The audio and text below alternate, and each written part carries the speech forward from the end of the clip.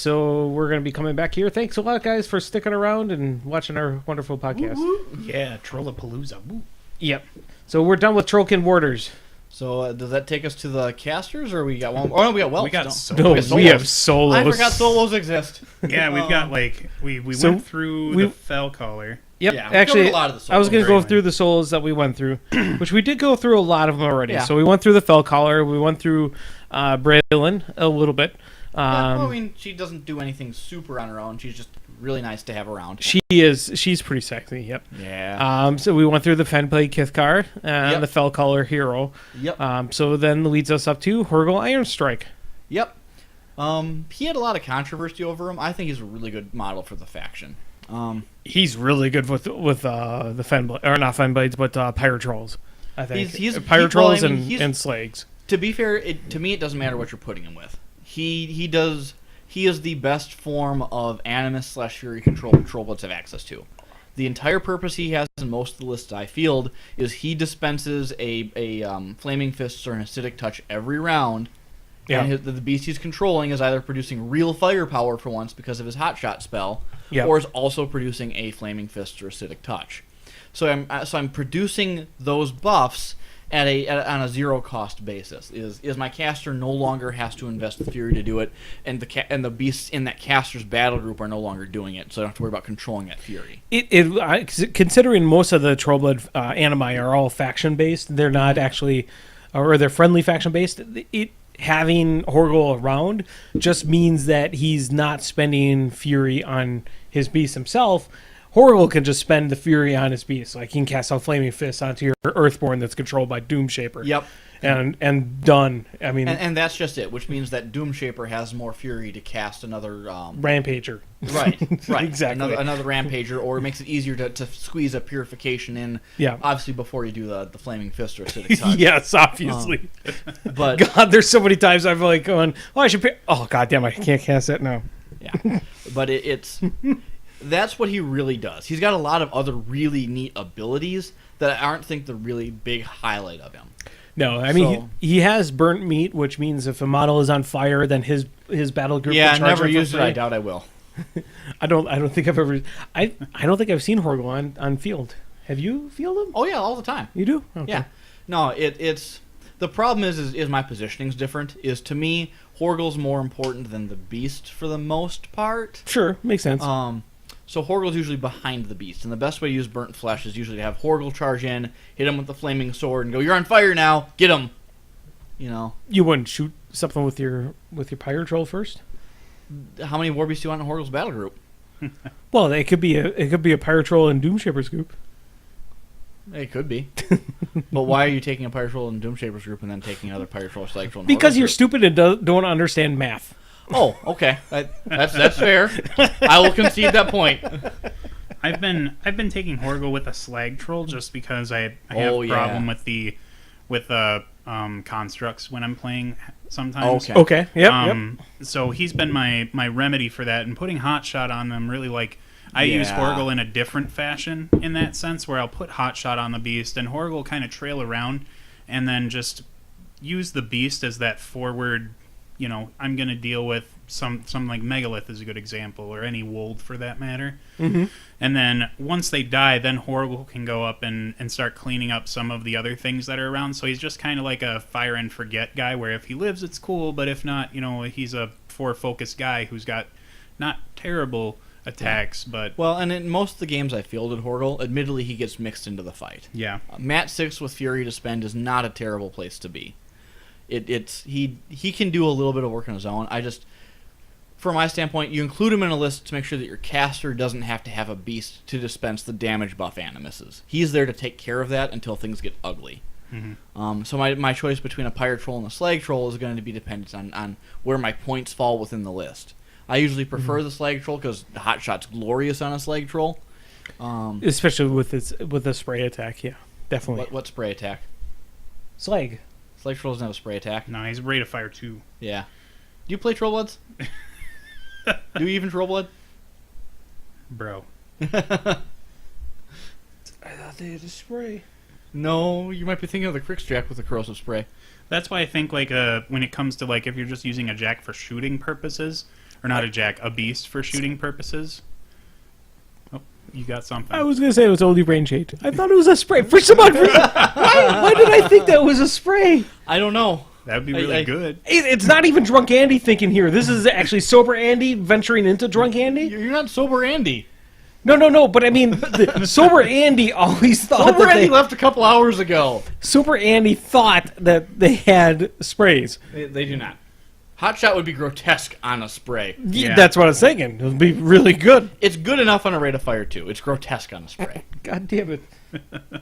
Yeah. Yeah, that's one of the things that I like about running a slag with him is because it allows me to take one beast with him, whereas like when I feel like when you're bringing a Pyre Troll along for the fight, you kind of want two to make disagree. sure. Well, you can, but I didn't say you were wrong. I said I disagree. But I think like one slag troll, like you're gonna get your initial attack, you're gonna boost the hit, maybe boost the damage, and then you'll get another one out of it, and that really takes care of a lot of fury and can really hurt the guys. But I wouldn't take two slags with him. I guess is where I was like if I'm using it for the beast for a ranged platform, I agree. Yeah. Most of the time I'm taking Horgel, it's for a damage buff dispenser. So I like the Pyre Troll because the Pyre Troll walks up, gives a flaming fist to somebody, and horks a flaming loogie somewhere. Maybe it hits, maybe it doesn't. I don't care. Yeah. And then Horgel does the exact same thing, and does a flaming fist to somebody, and then Horgel stares and goes, "I'm a lesser warlock. Look at me. If you try to hurt me, I'm going to transfer to the Pyre Troll, who's only got 2 fury on him." Yeah, that's just my shortcoming is my Pyre Troll experience is fairly low. Well, I mean, to be honest, Hotshot is much less impressive on the Pyre Troll. And you probably have the lesser inferior plastic Pyre Troll model. I don't have any Pyre Trolls actually. I feel Oh. Oh, no, you should fix that. bad. Well, You get yourself not the Pyre, the metal Pyre Troll. I would rather. Yeah, I've seen the Pyres, and I think I'm get. torn. I wish the new plastic Pyre Troll had the old model's pose. Yeah. I don't like the little tiny little Pyre Troll, who's smaller than my Krell warriors. Hey, when When I grow up, I'm gonna be a real troll.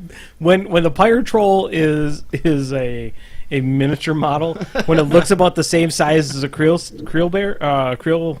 warrior, it's very hard to spot him in my army, especially when he is not painted. I legitimately had somebody tell me in a game that they completely forgot that an Axer was a war beast and not just a model. I was Oh. using the old metal ones. Sure. Even So then, they're it's a still little- an imposing figure. It still He's- is fairly large, but he was standing next to a kilt lifter and a Kithkar. Oh. So which was just a kilt lifter proxy, but Sure. you know, it was easy to confuse some of those light war beasts as infantry if you're not paying Yeah, attention. well, both on medium bases, and I mean, a troll's a troll's a troll, right? Yeah. And the Trollblood Axer from the old metal one is an amazing model. That's the one thing that I'm very glad that Privateer is seemingly going back to is a lot more character in their beasts and character overall with their characters or with their models. As going back to the battle box, when they went to a plastic type, they took out all the character that was for the Impaler and for the Axer. Like, they took out the chicken that was hanging on the back of the Impaler. Oh, right. They took out like a bunch of like little things in it. There's like the pygmy in the pocket. Yeah, Yeah. pygmy in the pot in the bag welcome on the Axer is amazing, and it's just sad to see that type of individuality or that character go away from Yeah. that model. But they are much more imposing looking, whereas like I feel like the old metal models kind of look a little more derpy. But like the Trollblood, I think they might have overcorrected in that they were really trying to go for this like this is a troll I don't know. beast. I They're kind of light- feel they're- that the new plastic ones are more derpy. Yeah, their necks are. Yeah. Is I'm gonna put the Impaler's head in the middle of his chest. Go. It's like what? He does have a little bit of look like a He-Man villain. It's gonna destroy me if I find out that Brian Douglas made those sculpts as well. I don't know. They're not monstrously bad, but I like the old pewter ones better. Yeah, I agree.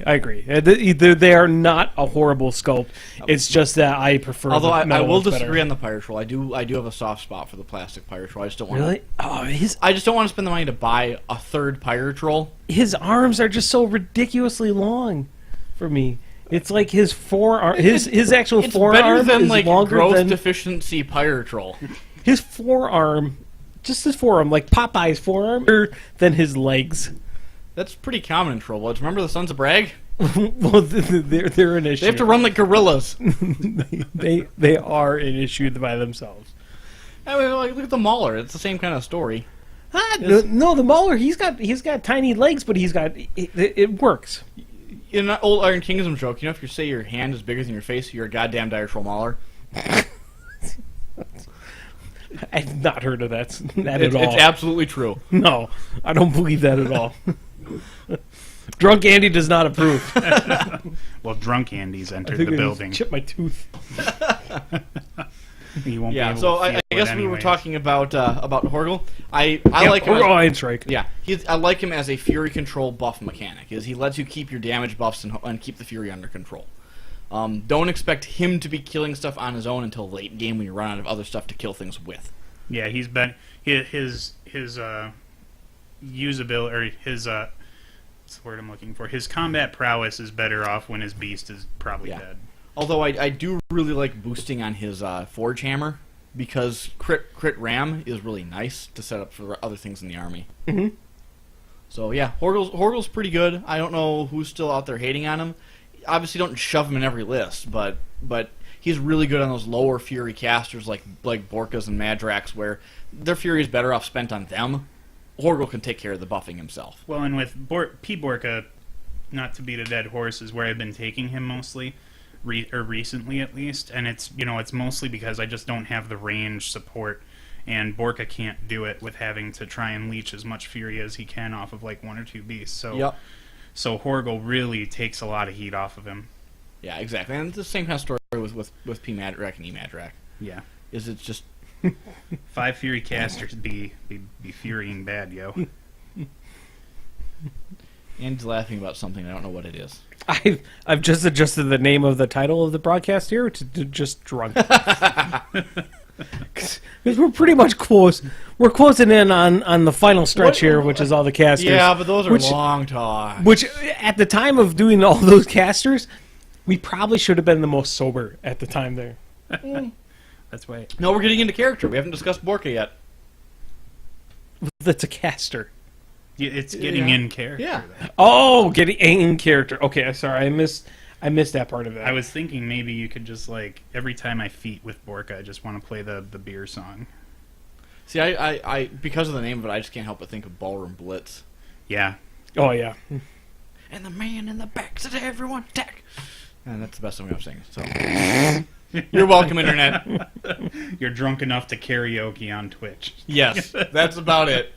So who's our next victim? I think the only other soul we've got is Yeah, Whelps. Dread at Pirate least. Roberts. Well, so since we've already gone over Horgle Iron Strike, we probably should go over the couple of the ones that we already went over. We went over Horthel. He was basically part of the Long Rider discussion. And that's most of what he is. Yep, we went over Janissa when we went over the Rune Shapers, because that's basically what she is, and she's also all around amazing. Yeah, she can amazing go into solo any list you caster. want and she'll get work done, but don't lean on her too much, because if that crutch is taken away. Yep, especially in tournaments where it only allows character restrictions. Drop her on Borka because you can. Drop her on your Doom Shaper because she's better there. Yes, she likes Doom Shaper a lot, especially if Doom you're Shaper playing likes Runes her. of War, obviously. So then the next part was the Stone Scrape Chronicler, which we went over at the very beginning of units. Him and the Fell Color are very integral members of solos that you want to take with those. Yep. So then we go down over to Troll Whelps. Yeah, Whelps. Okay. Whelps are weird. That's a great way to start them off. Yeah. So they don't fall into any one niche. You'd think they're Fury control, they're not really. You'd think they're healing, they're not really. Like, I'd say at least under the Mountain King, I would consider them be Fury control. Because generally, if somebody's beating on the Mountain King, you have at least one there to really get rid of the flurry blunt. The Mountain King would have had to have done work, aka max out on Fury, in order to get into that position, I think. So when can they're happen. beating down on him, getting the fury control out of a whelp is pretty important. Yeah. And honestly, you do not ever want to leave Fury on your Mountain King. Yeah, his Yeah, threshold's threshold. terrible. So, 6. well, I guess that's another thing we could segue into with whelps. So to quickly explain what whelps are, is if you have a war beast, you buy this unit of 5. If you have a Not war even a unit, beast, 5 solos. the 5 solos. If you have one of your war beasts get damaged, you can instantly pop out a whelp within 2 inches. 2 inches of that model. It just has to be within, so it could actually reach out a little bit further, Yeah. almost to a full 3 inches. They have annoyance, which means that living models that are making attacks within 1 inch. 1 inch of them have a -1 to attack. It sounds like I'm very sober here for a second. No, Maybe. it doesn't. But No. continue. Oh, Your speech Oh. is very, very clean. oh, it is? Okay, good. The one trick that you could do, though, with them is if you have a Mountain King in the list, when he takes damage, he pops out a whelp. Right, he gets his own spawn whelp ability, but if you've purchased a separate unit of whelps, Yep. you can also spawn one of those. Correct. So technically, with a Mountain King, you can actually spawn 2 whelps. One has to be base to base, as per rules for the Mountain King, and then the other one could be 2 inches out. So utilizing that, you can make it so you can make charge lanes really very difficult for somebody to get through. Especially, like you said originally with them, is you have a unit go into the Mountain King, and then you know that they're going to send in a beast or a jack into the Mountain King. With the double drop of whelps, you can make it really difficult for your opponent to get into that Mountain King. Yeah. Yeah, some whelps just saved me. I feel like all the games I talk about are with Circle, but I was staring down the barrel of a person who had a horseshoe shoved up their ass and had some Tharn Bloodweavers, and they were getting ready and raring to charge that Mountain King, and then he got popped with a Ravager, like a Tharn Ravager, and just right there came a whelp to block them up. I'm like, guess what? They don't have reach. Yeah, and that's just basically it. Is the spawn whelp is the one thing that makes them unique. Because if you use whelps for fury control, they're worse than every other fury control in the game. What'd you do? Don't worry. Don't look at it. Just go and keep talking. You have a problem, sir. I went to go try to look at the goddamn feed again, and then it instantly popped up BattleNet. You have a problem. Alrighty. So I'm just gonna talk about whelps. Get Andy So back on track. so whelps do have fury control. A beast can eat a whelp during the I forget the name of the phase, but the phase where not maintenance. Control? No. What's the name of the phase where you pull off the fury? Maintenance. That's maintenance. Is it maintenance? Yeah, whelps have them Yes, you can pull off the during maintenance phase by eating the whelps to get rid of it, which makes it innately worse than a shepherd or a pain giver because It they is can, control. yeah, okay, control phase. There we go. See, I was right. It wasn't maintenance, but shut up. It's the do stuff phase. Let's yeah, just yeah. But the trick is you have to keep the whelp alive, and whelps have garbage defensive stats: defense 12, armor 11, and the only infantry in the Trollblood faction that does not have tough. yeah. That is harsh. I wouldn't say it's harsh. I think it's fair is the more appropriate word. Yeah, you do not want the model that has absolutely no melee weapon, has really no offensive ability on your team, except for just to gum up spaces at times. Yeah. To have tough as well. That Right. no. The other thing whelps do is you can eat a whelp for a dire troll or a regular war beast to heal D3, and that's actually a bit more useful because you don't want to spend your fury or do your warcaster's activation first to fix their spirit or something like that. Yeah. But the real benefit of whelps is the spawn whelp rule, which is that placement, because it stops a lot of other things from happening. Most of the time when you're dealing with the tougher Trollkin models, the opponent needs to do a 1-2 punch to kill it. You know, it's send in some infantry, soften it up, send in the other war beast to kill it. Because, like a Dire Troll under a Crawlstone's armor 20, defense 12, it's not a pushover. Mhm. Well, the problem is if they send infantry to start doing some damage, you pop a whelp out in the charge arc, your opponent has to scramble to figure out some way of fixing it. They don't always have the resources to create a plan to solve that problem. On several occasions, people go like, well, I gotta take care of that war beast to get your caster. They hit my war beast 2 times, there are now 2 whelps in front of my caster instead. And yeah, they're easier to kill than a war beast, but they have to spend the attacks and effort to do it. Correct. Another big thing is whelps stop drag dead in its tracks. Yep. Someone shoots one of your war beasts, The attack resolves, you get to spawn a whelp. You can put the whelp right in front of your war beast. The drag triggers, your beast gets pulled as far as that whelp is, so you can sometimes get an extra couple bonus of inches for fun. Mm-hmm. And then hits the whelp and stops. So that's where they're really useful. There's a couple other niche circumstances. They've got some really fun synergy with Jarl's Feet and Dire Trolls. Because Jarl's Feet gives a penalty to attack rolls for living models in the cloud. Correct. So what happens is you have a Dire Troll sitting just in the side of the cloud, someone like a Legion Beast in particular, which apparently Jarl's Feet doesn't work on, and I would disagree. Charges past into the cloud to beat up your War Beast. Well, they're in the cloud, they're suffering the -2 to attack roll. Okay, they're going to deal with it. 12 isn't too hard to hit. 12 with a mat 4 is ugly. They hit my War Beast once, I spawn a whelp. The whelp falls next to him, starts annoying the enemy War Beast with a penalty. Now my Dire Troll Mauler is a foe defense 15. That's not a chump defense. That will really, really stymie the opponent if they're not prepared to deal with that problem. Yeah, that makes Circle War Beast jealous. Yeah, exactly.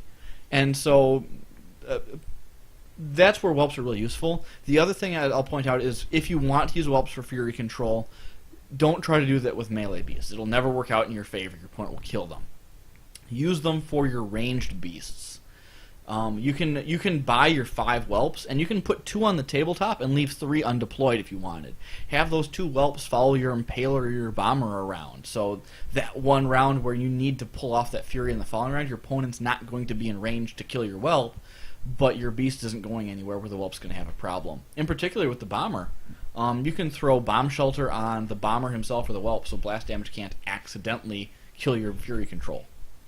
Yeah, that was my next, or my point with whelps. The one thing that I really would do with, or it took me a while to figure out that I would could do with them right off the bat, was that just because they spawn out of War Beast when they get hit doesn't mean that you can't start on the table with some. Yeah. You can have a couple. Like when I was running my Mountain King, I would have one just hanging around behind him. Yeah. So that first turn, I could just rush him up or move him up and not have to worry about any kind of fury things. Yep. Yeah.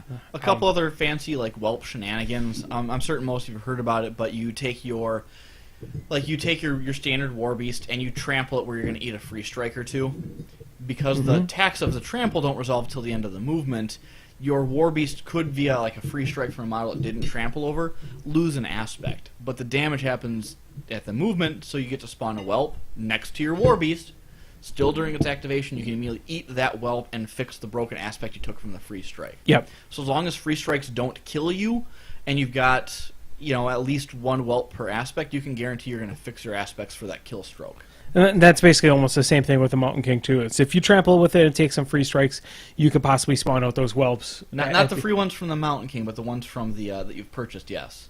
Not why not from the Mountain King? The Mountain King can't get whelps during his own activation. Oh yes. I don't. Do I troll? Apparently not. No. I own 2 of those guys. Yeah. Apparently you haven't used them much. Fuck me. So, but yeah, those are the kind of shenanigans you can do with whelps. Is rely on the fact that you know where they're going to be for impromptu healing. Yeah, if you have to eat a free strike to get something important done, do it when you got a whelp. If they kill something important, the whelp will fix it for you. So this is where I was wrong, and then I have to drink for it. Are we getting into that point now? When Andy's wrong, take a drink. Oh, I would say if that was the part, he should have been drinking to start, because I think the whole podcast was the wrong idea. Oh, I have been drinking since the start, so that works out perfectly fine. Yeah, so that's whelps. They're neat. I only really take whelps in ranged heavy forces, or with my Jarl Seamless, because they're the best 2 points I could fit in. Is that whelps in a nutshell? I'm in a nutshell. I don't get it. No, you don't. You don't watch enough Austin Powers? Yeah, I forgot what... I was just about to say I forgot what movie that's from. Okay, now I get it, and I don't want it anymore. Yeah, baby. Yeah, we get to our next wonderful boy, the Skinner. solo. The Skinner! Okay. The hated model of the Troll Blood solos. Now, I'm not super fond of the Skinner, but he's not as bad as the Sluggers. I will say that, though, taking the Skinner against a Horde's army, much better than expected. The Skinner, the Skinner's got a mountain of rules which amount to nothing. True. That little bastard's got advanced deploy, prowl, pathfinder, hunter with no ranged weapons. He's got weapon master on a power 8, pokey stick. He's got disembowel. He's got duck. I think he's got another rule in there too, other than tough. Hold on, I'll take a look at it here in a second. But he's got a mountain of rules on a model with a stat line that's not super impressive and no real capability to use it. Man, I really, really honestly wanted to love the Skinner. I wanted him to be like another, like a manhunter. That's what I envisioned him as being, as like a manhunter. And he is such a poor man's manhunter. I mean, he's a manhunter versus beasts. Not even. Not even? I mean, not even. Well, let's do the raw math on this. He's got a power 8 skinning knife. Yes, he does. This person's a little derpy. Because for maybe it's first day with the knife. It doesn't mean you take it into a gunfight. So basically, he's got a power 8 knife. If you equate weapon master being about a 3 on the die roll, it's more like a power 11 weapon against everything. Generally, we consider, well, its additional die is +2. So yeah, plus 3 I would consider, for a weapon master. Yeah. So it's about a power 11. Funny thing is Victor Pendrake also happens to have a power strength 11 weapon and also has some bowel. Yep. So that other 2-point or solo dismember, yeah, happens to be the equivalent combat fighter as that Skinner happens to be. He also actually grants dismember to other units. No, he grants something different, which boosts the attack rolls. He makes it. So in addition to being the equivalent combat beast that your Skinner is, because he also has Pathfinder and the same speed and the same reach. Yeah. And also his weapon's magical, Victor Pendrake also boosts other units. So why ever bother with the Skinner? The reason is the Skinner is got a really bad rep and he's cheap, and you can exploit that. Yep. Yeah, he's more of like your mindfuck model. Yeah, it is. He's never going to confuse your opponent or control them for you. But the problem is if you jam that guy into your opponent's beast, he's not going to hurt the beast. Hell, if he has to run, it doesn't matter. But now your opponent has to think of how they're going to remove your 2-point throwaway from the front of your beast that's stopping them from charging or going where they want to go. Because as much of a chump as he is, no one wants to take the equivalent of a 5-die free strike to walk away. Yeah. No, he's... Yeah. And so they get this really awkward conundrum where they've got to kill that Skinner, who's likely in melee with the opponent's beast, and they can't put too much infantry into him because that might clog their beast's charge arc. So... And he's having technical difficulties. No, I'm fine. I'm perfectly fine. You can keep on talking about your Skinner. I'm doing solid. So that's where the Skinner really excels, is your opponent doesn't want to spend a lot of work killing it, but you're going to make him. Is you clog a beast with it. Or it's also so terrible that if you run the thing over to contest a flag or a zone, your opponent doesn't want to spend the resources to remove him. It's like, he's not a threat, but if I don't get rid of him, I can't have my control point. It's that defense 13, armor 14 is with 8 wounds is just enough where one non-charge attack won't kill him. Hell, one charge attack might not kill him. No, his defense is pretty solid, especially if you're going after him with a beast. I mean, beasts for the most part, beasts have to spend way too much to kill him. He's because of Duck, I think it's called. Yep, Duck. Because of Duck, he's defense 17 against most beast attacks, and that includes ranged attacks. I learned that the hard way when I was sending some. I think I was doing trolls versus trolls. I had my pyre troll versus you, and I couldn't hit a goddamn thing. It was so annoying. Yeah. The goddamn Skinners were sitting in front of the goddamn. That little 2-point punk was standing there going like, I'm stopping you from getting what you really want to go to, but you got to kill me first. Yeah, and you're not going to do it for free.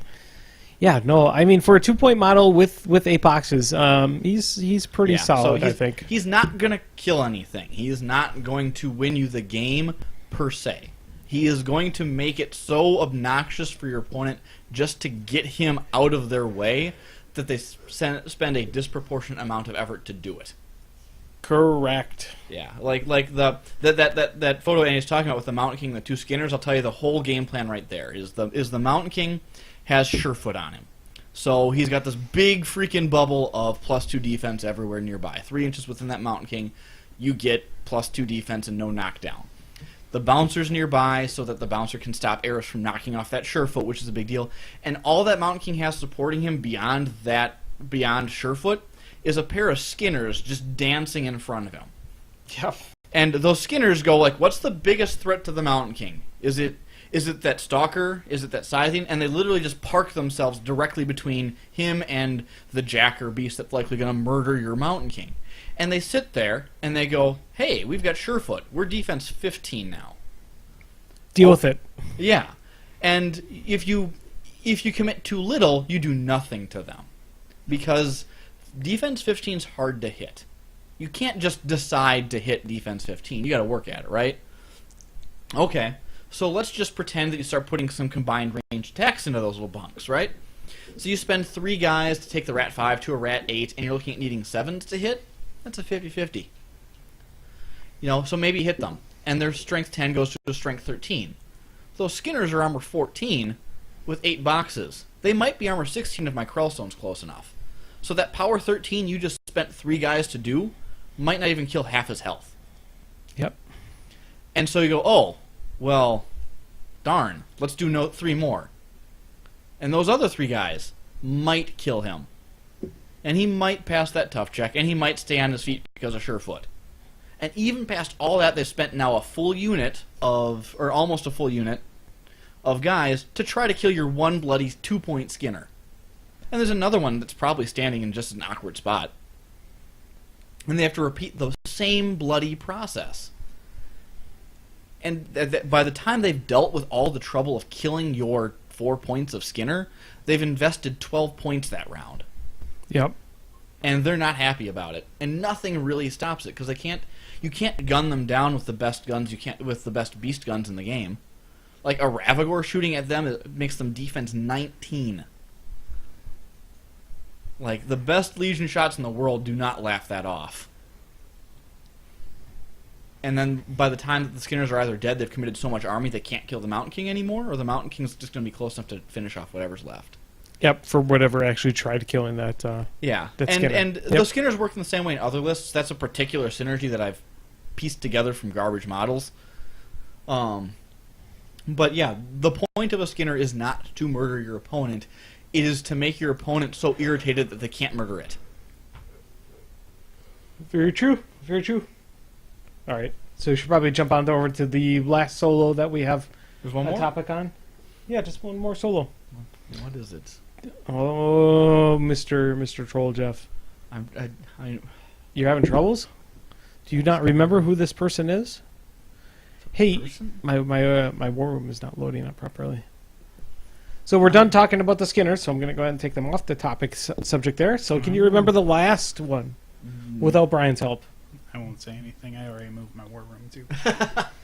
Let's see, we got Chronicler Felon. I would say he's not. I'll give a quick hint. He's not really much of a soul, more of an attachment. I have no idea. Just go with it. The sorcerer. Oh yeah, sorcerer.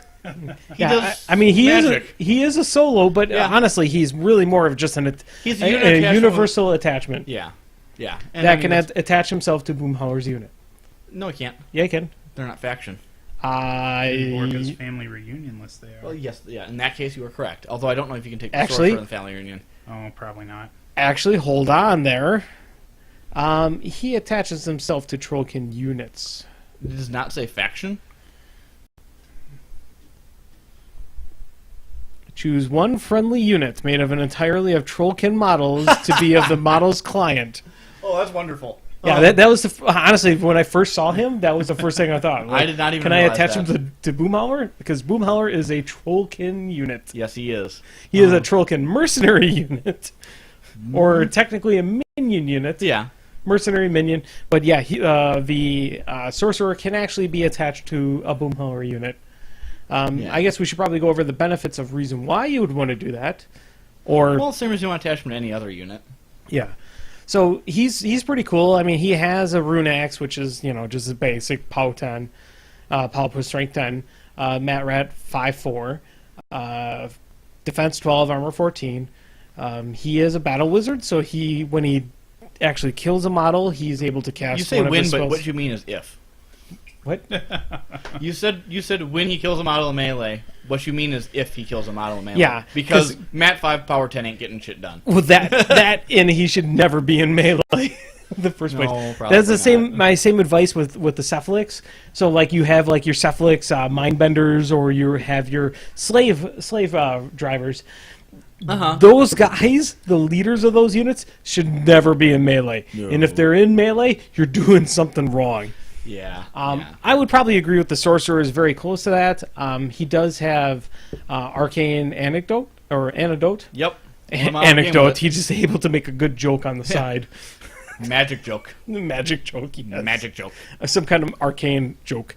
So it's range 5, and then this model or model's client, model/unit, enemy upkeep spells immediately expire, which is pretty cool. It's a special Yeah. action. The big thing to get rid of is things like crippling grasp or magnetic hold. Doesn't Crippling Grasp get rid of special actions? It would, but he's not part of the unit. Is he? I thought he was attached. No, He gets he's client. he is a. Remember, you said himself. He's a solo that has a client unit. Oh yeah. Crippling grasp adjunct. is almost the explicit reason why it's that way instead of him being a UA. Correct. So then he also has Ice Bolt, which is your standard range 10 magic attack. Yep. He's got a match Um, ability 6 to use it, so he's not a superstar with it, but he could be worse. Yeah, for a single point model, That's it. Yeah. that's pretty awesome. What do you want for a point? Yeah, exactly. His final one, which is pretty awesome, which is Winterstorm. Winterstorm, which models begin activation in his command range lose Isle of Sight, Flight, and Pathfinder for their activations. And he has a command of 8, which is pretty solid. Yeah. So, like, the way he ends up getting used is normally the way I use my sorcerers is if I've got one unit which is essential to my game plan, like if I got one unit of champions and that's what I need to kill stuff, I put a sorcerer on them because I can't afford to have a magnetic hold or a crippling grasp just take them out of the game. Yeah. Yeah.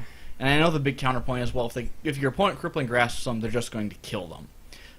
Honest answer is because you have a sorcerer, yes, they're going to kill them. If you didn't have the sorcerer, they would crippling grasp the unit and kill something else instead. Yeah, and then your except- champions would go, we wish we could participate too. Yeah, Yeah. because most of the time, crippling grasp, in my experience, has been to stop charges, and then they just kind Yep. of set it and forget it. Yeah.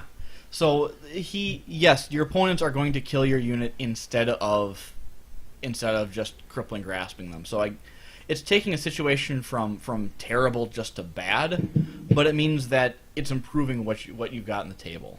To be honest, the other effects are mostly there for opponents who aren't going to be dropping upkeep spells on your unit. You can advance your sorcerer and fire off an ice bolt for funsies. And Winter's Grasp is actually really helpful for his case. Because he's not a character like the other one model that has the Winter Storm spell, Lenissarisal. I think that's how you pronounce her name. Yeah, something like that. Lurriddle. Okay. The elf. Yeah. Lurriddle. Everyone knows that one. Lanissa Bizzle, my bizzle. Yeah. For shizzle. So shower. The sorcerer's not going to draw the same kind of attention, and even if he does, he's not as important a figure as Lurriddle. So you're less going to be concerned if he gets killed that way. They diverted firepower to do it. Correct. He's also tough as well on top of his 5 wound boxes. Yeah, which it does help a little bit with Winter Storm, because nothing's quite as rude as the whole, I got one shot to get rid of him so I can use my Pathfinder to murder your army. And then, I made a tough check. You still have Pathfinder. Dope. Yeah. So, he's really neat, and he's the 1 point filler I'm going to reach for in Trollbloods before I go to, Swamp Gobbers. Is because usually, you've got one unit that's really important, and then you've got a handful of other ones. That makes sense. Yep, I agree. Yeah, he's 1 point. What do you want? So, but the only reason I'd recommend against buying them is he's bloody pricey. It's 25 points for him, and he's fill-in. 5 points. 25. 25 American down. points. He has American points, yes. He's probably like 35 Canadian points. How many points per hour do you work? Hey, I don't even know how many euros he is, okay? But yeah, he is an expensive model per points or per dollars See? per See? point. But he is. I'd say he's completely worth it. I mean, he's. Yeah. Don't go out of your way to build them into your lists. I mean, there are rare circumstances you would, but... Ask for him for Christmas. Yeah, that's a really good point. And the most you'll ever need is like what, 2? Two, Yeah, two is the- the field allowance. Which, I mean, it does bring up some fun stuff you can do with him. Like, that sorcerer makes Meat and Mountain one step worse with Epic Grizzle.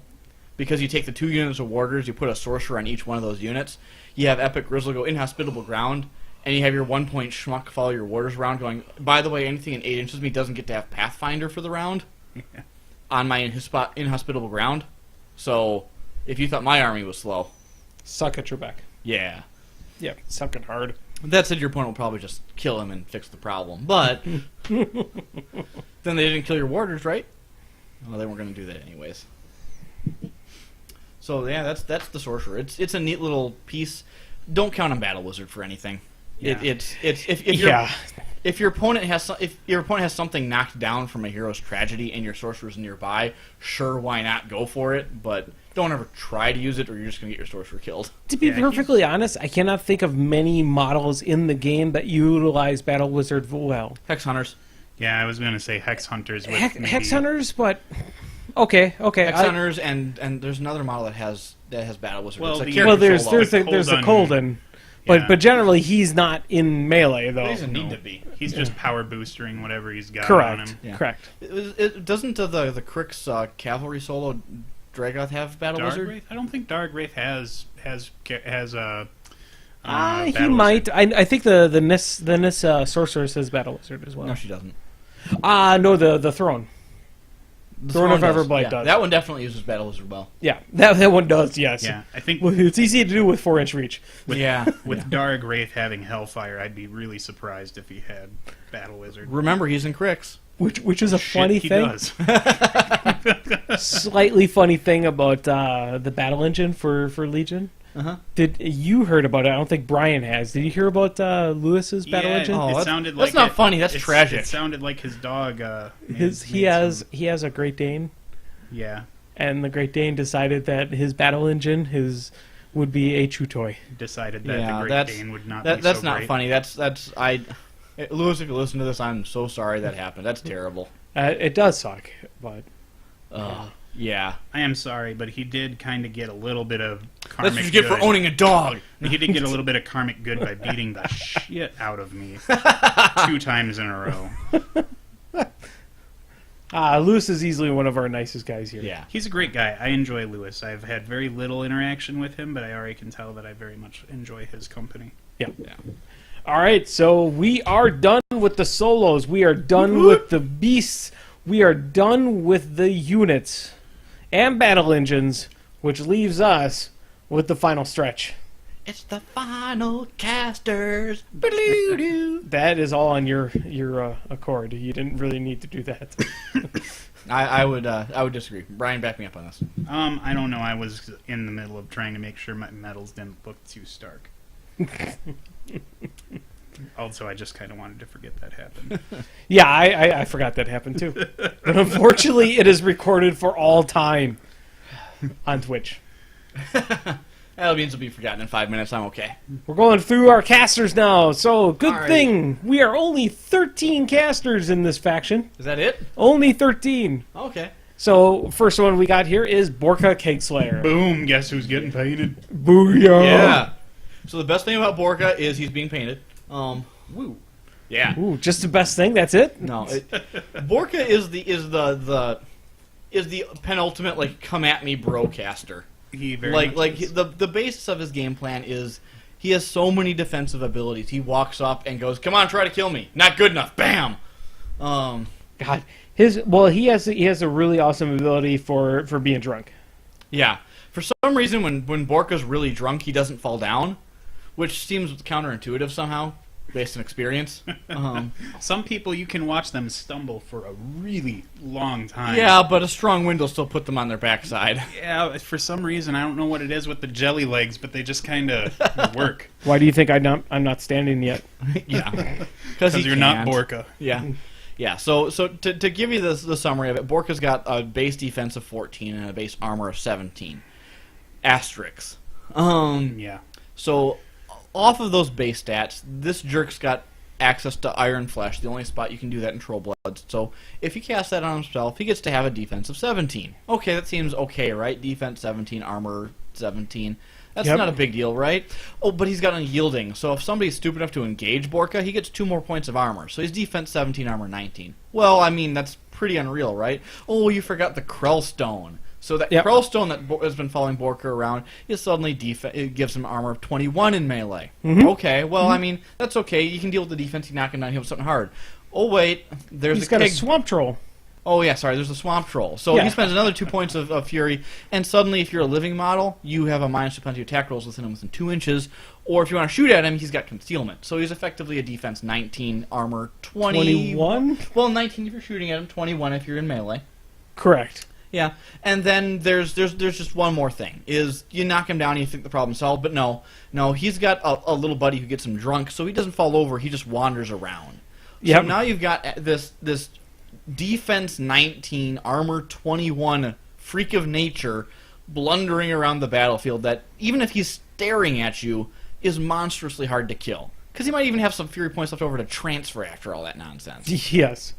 So, like, you can build your entire force independent of Borka, and he can walk up the field plastered and wait for your opponent to screw up trying to kill him.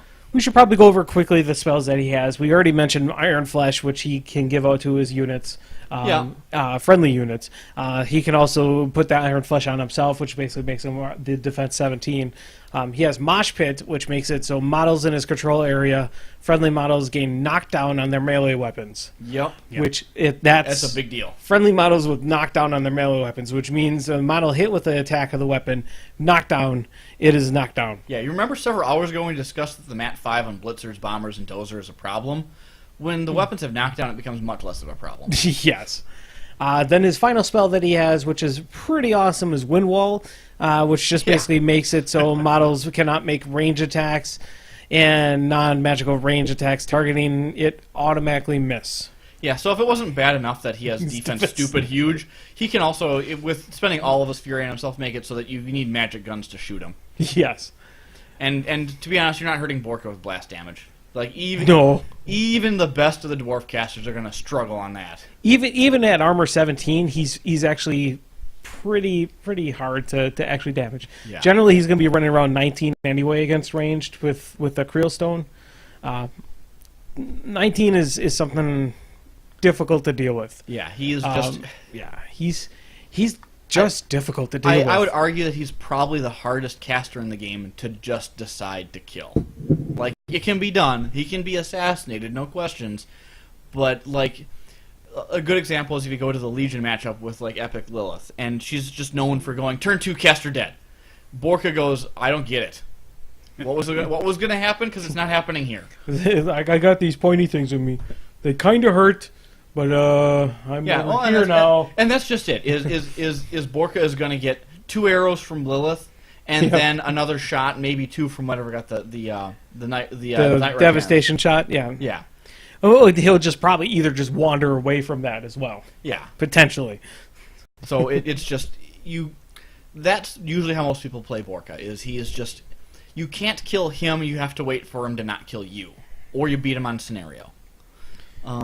He does have actually a really baller feat that people overlook, and that's that any friendly faction model in his control area gets +2 inches on charge, slam, or trample attacks, can power attack for free, get boosted power attack damage rolls, and an extra die on collateral damage rolls, if I remember right. How much did I get it wrong? Additional damage die on power attack rolls and collateral damage. So it's additional dice, so they can boost it on the side and get even more. If you get a super slam with Borka's feet up, you can actually put down 5 dice. Yeah. I think he's one of the only guys that can actually get extra dice on collateral damage in the game. Yeah, actually, that might be it. Yeah. To be Yep. honest, it's not something very common, and even with his feet running, it's not frequent. But it does synergize well with a lot of things that are able to do power attacks. The long riders are a really good example because they don't just slam, they do a slam power attack. Yep. So they get the extra 2 inches of speed off of the feet. If they hit something and it goes sliding backwards, whatever takes the collateral damage roll has a bonus die, and nothing wants to take a power 14 with 3 dice. The thing that's actually impacted will take 14 and 3 dice. 4 dice if it hits something equal or better sized. One of the other really great things about Borka as well is his weapon. Like, being able Trauma. to... Yeah, Trauma is just like the special ability on it where he can make it so that you can't cast upkeeps or spells. Like, if Borka's in your face and you've got defensive spells or offensive spells that might be able to get you out of that situation, if you're hitting him with that thing, you're not teleporting anywhere. Like, he's just saying no. I hear you. I don't get much use out of it, but there's a couple spots where all you can do is you can get to Epic Haley, and you get to hit her once. But honestly, if you hit Epic Haley once and she can't cast spells, she starts to cry a little. Well, when you're going against somebody whose spells maybe go a little bit longer in mileage, where you're looking at maybe some Butchers or something like that, where there's... I wouldn't trust myself to stand up next to Butcher. I think I'd give it a shot. We both have reach. Stumbling Drunk.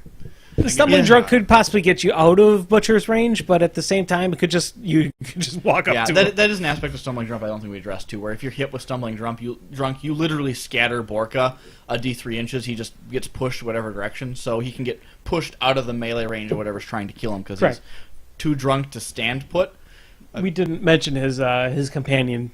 His companion, which is the Cake Bearer, which is... so he's a companion, so he's destroyed. If he's destroyed, then cause issues.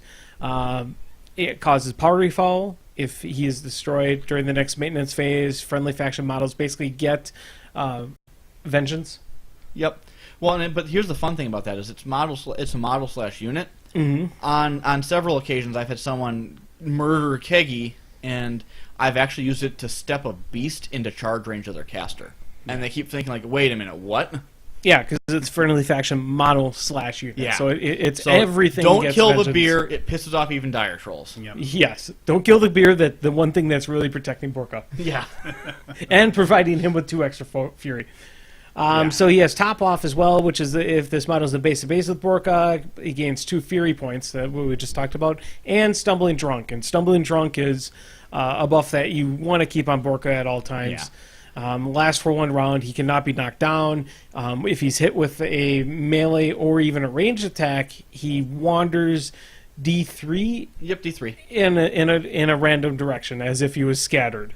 And then he stops if he comes in contact with any other base. So there's ways that you can get around to actually preventing Borka from wandering away from your attacks. Or your average Borka kill run involves boxing him in with useless infantry and beasts, while something that's a real threat comes up to him. It's the Correct. hold him down technique. Yeah.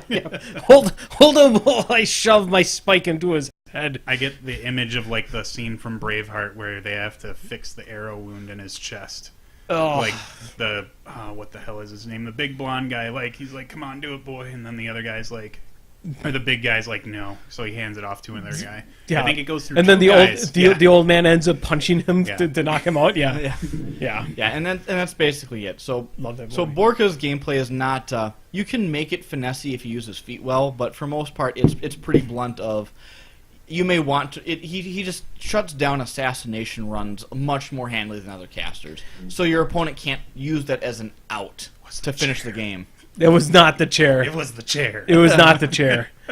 So the one thing different about Borka than compared to all the other casters of Trollbloods, including his newer version of him, Part 2, is that he is the most stand forward caster of Trollbloods. He's the one that could be in the front line and just doesn't give a crap. Yeah. He's basically the Butcher in a sense of Trollbloods. He's defensive Butcher. Yes. He's one of the guys, one of the very few casters in Trollbloods that doesn't mind that his control area is only 10 inches. Correct. Because Correct. he can really be up there in the thick of it. So it's Borka is actually really fun to learn to play with because he does so much on his own. He also can make you fall in love with the faction just based on the fun that you can have while playing Right. him. We're drinking in honor of Borka. Exactly. Yes, this is for you, man. Honest. So the only problem is if you practice too much with just Borka, he is so durable. You have to make sure you scale yourself back when you play other Trollwood casters. Yep. Because no Trollwood caster is like super mega squishy, but no one's as tough as Borka. Yeah, you can't march Kalandra out there the way you do Borka and just do a little dance and hope everything's fine. You figure like somebody like Madrak, who's picked up the axe of, the Rathrock. Grimnar I think it's Rathrock, isn't it? Rathrock is the name Rathrock's of the the axe. Yeah. I think Grimnar was the original owner of the axe, who is currently. Grimrar. The scrolls he has are named after Grimrar. Yeah. No, but I thought the what's his name? You're thinking of Tartarus? Tartarus. I think he was originally called Grimnar. I think Maybe.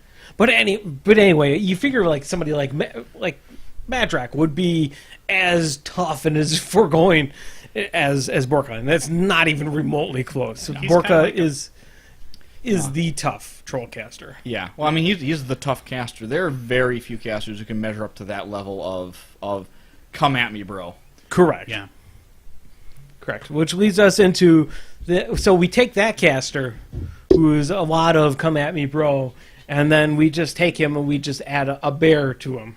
Which, for some reason, makes him much less intimidating. Yeah. As kind of hoping for more on this one, I won't lie. Vengeance of the Rimshaws? Have you gotten a chance to field Borka 2 on the table yet? I haven't fielded him. It's all been armchair stuff. Oh, so you've Because been... he is... I know everyone says different on paper, but that is most true of Borka 2 off of anything I've ever read. And it might be because he's new, but just to kind of give you the rundown what Borka 2 does, is first and foremost his entire battle group gets immune to cold. It doesn't sound like much, but it's important later. He's got 3 spells, one of which is a throwaway damage spell. It's a spray 8, spends 2 of his Fury, which, since he's Fury 5, is a lot, and he doesn't hit very well with it, to just do some frost damage. He's got 2 upkeep spells, one of which is the worst defensive upkeep spell in the game, being it grants 1 unit or model concealment and immunity to cold, and nothing else, that's all it does. And then he's got battle tactics, which grants his battle group, including himself, the countercharge ability. But the reason Borka 2 has any gain whatsoever is he's got one of the strongest feats the Trollblood army has. Yeah. What his feat does is everything in his control area just immediately gains stealth. Friend or foe, it doesn't matter. They all gain stealth. It doesn't say friendly at all on that. No, I don't think it does. Yeah. Yeah, it's well in Borka's control area. Models gain stealth. Yep, so everything gains stealth. And then when an enemy model without immunity to cold hits a friendly faction model with immunity to cold, the enemy model becomes stationary after resolving the attack. And this is where we're bringing back the Winter Troll is kind of meh, but with Borka, you're kind of getting a little bit of a revival of the Winter Troll. A little bit, but only on solos during that feat round. Well, I thought units would work for it too. But he's got a spell to give it to a whole unit, and the Winter Troll only gives it to one model. Gotcha. And that's why that garbage defensive spell has any use whatsoever, is it enables Borka's really powerful feat more. Mm-hmm. So what it does to your opponent is it means that unless they're Legion, essentially, their option of shooting down your important models has vanished for the round. If you can just choose to give your army stealth, it usually means that their gunplay is done. Yeah. But the other option is melee, right? Well, if all of your beasts in an important unit have immunity to cold, and if you hit them, you freeze after the attack, that means that it's really hard to kill a war beast, even the lights. Yeah. Because one hit is not likely going to kill something, and you get that one hit, and you freeze. So your opponent's got this really ugly choice of, what do? I can stand here and stare at him.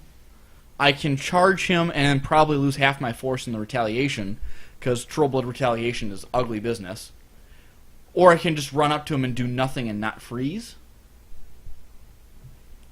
And this might just be because Borka 2 is so new, but most of the opponents I've seen that I've done that to have no idea how to handle it. They just can't put a game plan together that wins. Like I can have half my army hanging in the wind, and they're staring at it going, I can't finish that.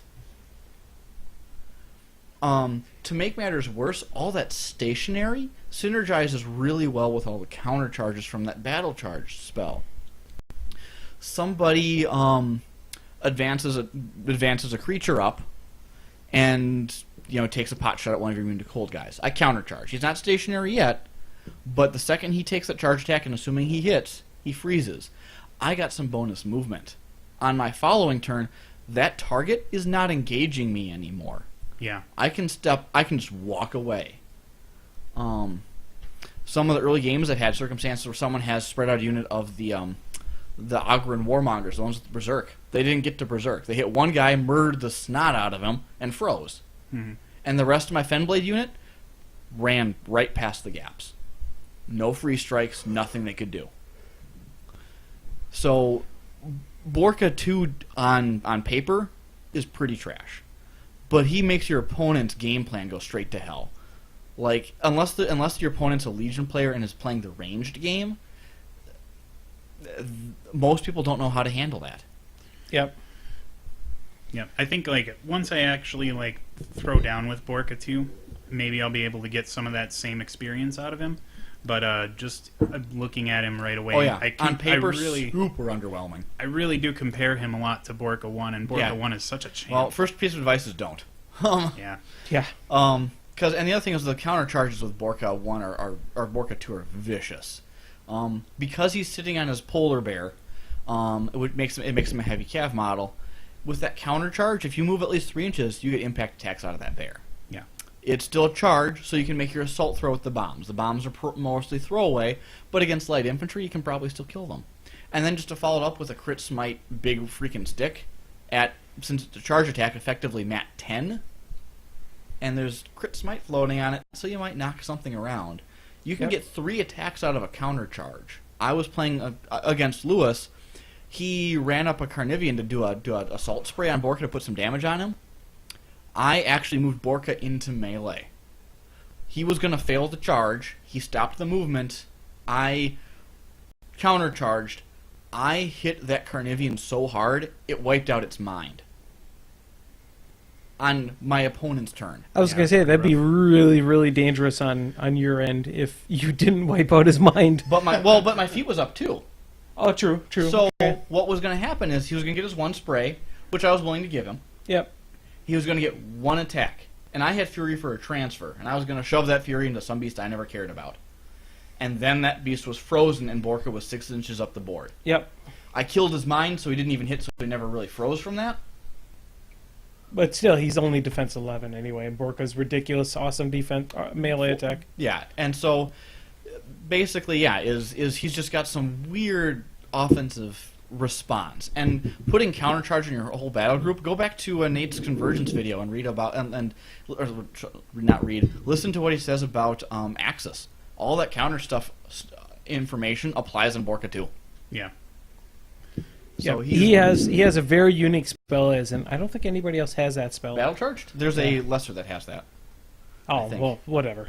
Nobody real. Nobody real has that spell other than Axis in his battle group driven. Yeah. But he's got Frost Hammer, which is pretty awesome, which is a critical hit. Model becomes stationary. And actually, don't dismiss that. The last game I played with Borka, what ended up happening is I used just about every one of Borka's abilities in one swoop. It was against Prime Morgul, so he's a monster to freaking hit to begin with. Borka had a spot where he was able to charge. He used the impact attacks from the bear, killed the one guy between between gravity, between him and Morgul. So the bear just bowled him over. I got a swing in on Morgul, boosted it because I wanted to make sure I could hit, but I was mat effectively of a 12 because I had fell called him up to it from 8 to a 10, and it was my charge cavalry attack. I crit Morgul with I think a 5 and 2 2s. Pretty impressive. It hits, so I got the crit smite and sent Morgul sliding back 4 inches, who is now knocked down, and I blast him with my last couple of Fury with that spray. Mm-hmm. And then another War Beast that was just nearby just went up to Morgul and pulled him apart. But yeah, you need to watch some of that stuff because he's got a lot of strange game, and it's going to wear off a little bit when people get used to what Borka 2 is capable of. Yeah. And I haven't found a really good optimal use for him yet, but before anybody ever dismisses him, put him on the table because he's a real nightmare for the opponent to figure out what to do. To draw another game, like a game against Jeremy, he was playing Veros 2 with the Super Griffin synergy list, and he tore most of my beasts down to half health during my feat turn, and got one massive, huge synergy hit from Imperatus on my Earthborn. Literally took him down to like a third of the Earthborn's health.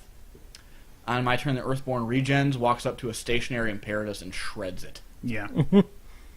I guess that is one of the benefits of the feat, is that you will get beat up a little bit, but anything that you had a problem with can get fixed pretty easily. Yeah, it makes the normal Trollblood Retribution a sure thing. Yeah. Or your opponent didn't do anything to you, which is still good.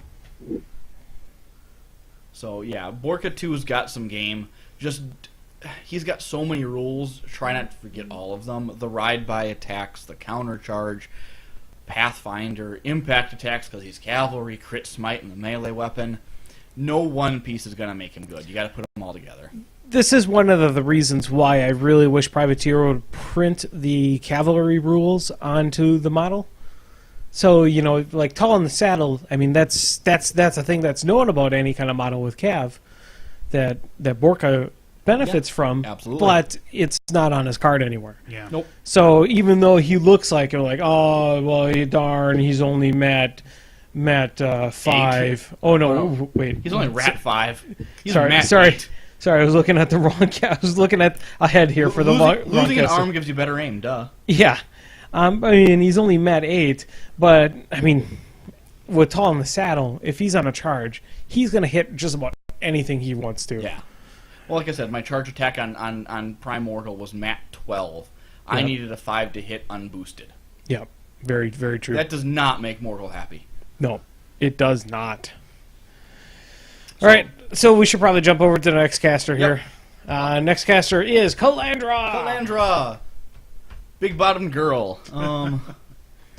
She is probably one of the few sculpts of the Privateer Press line that has the largest boobs. I happen to like her a lot as far as like Trollblood Boobs? Warcasters. I really think she's one of the neatest looking models because she's so different.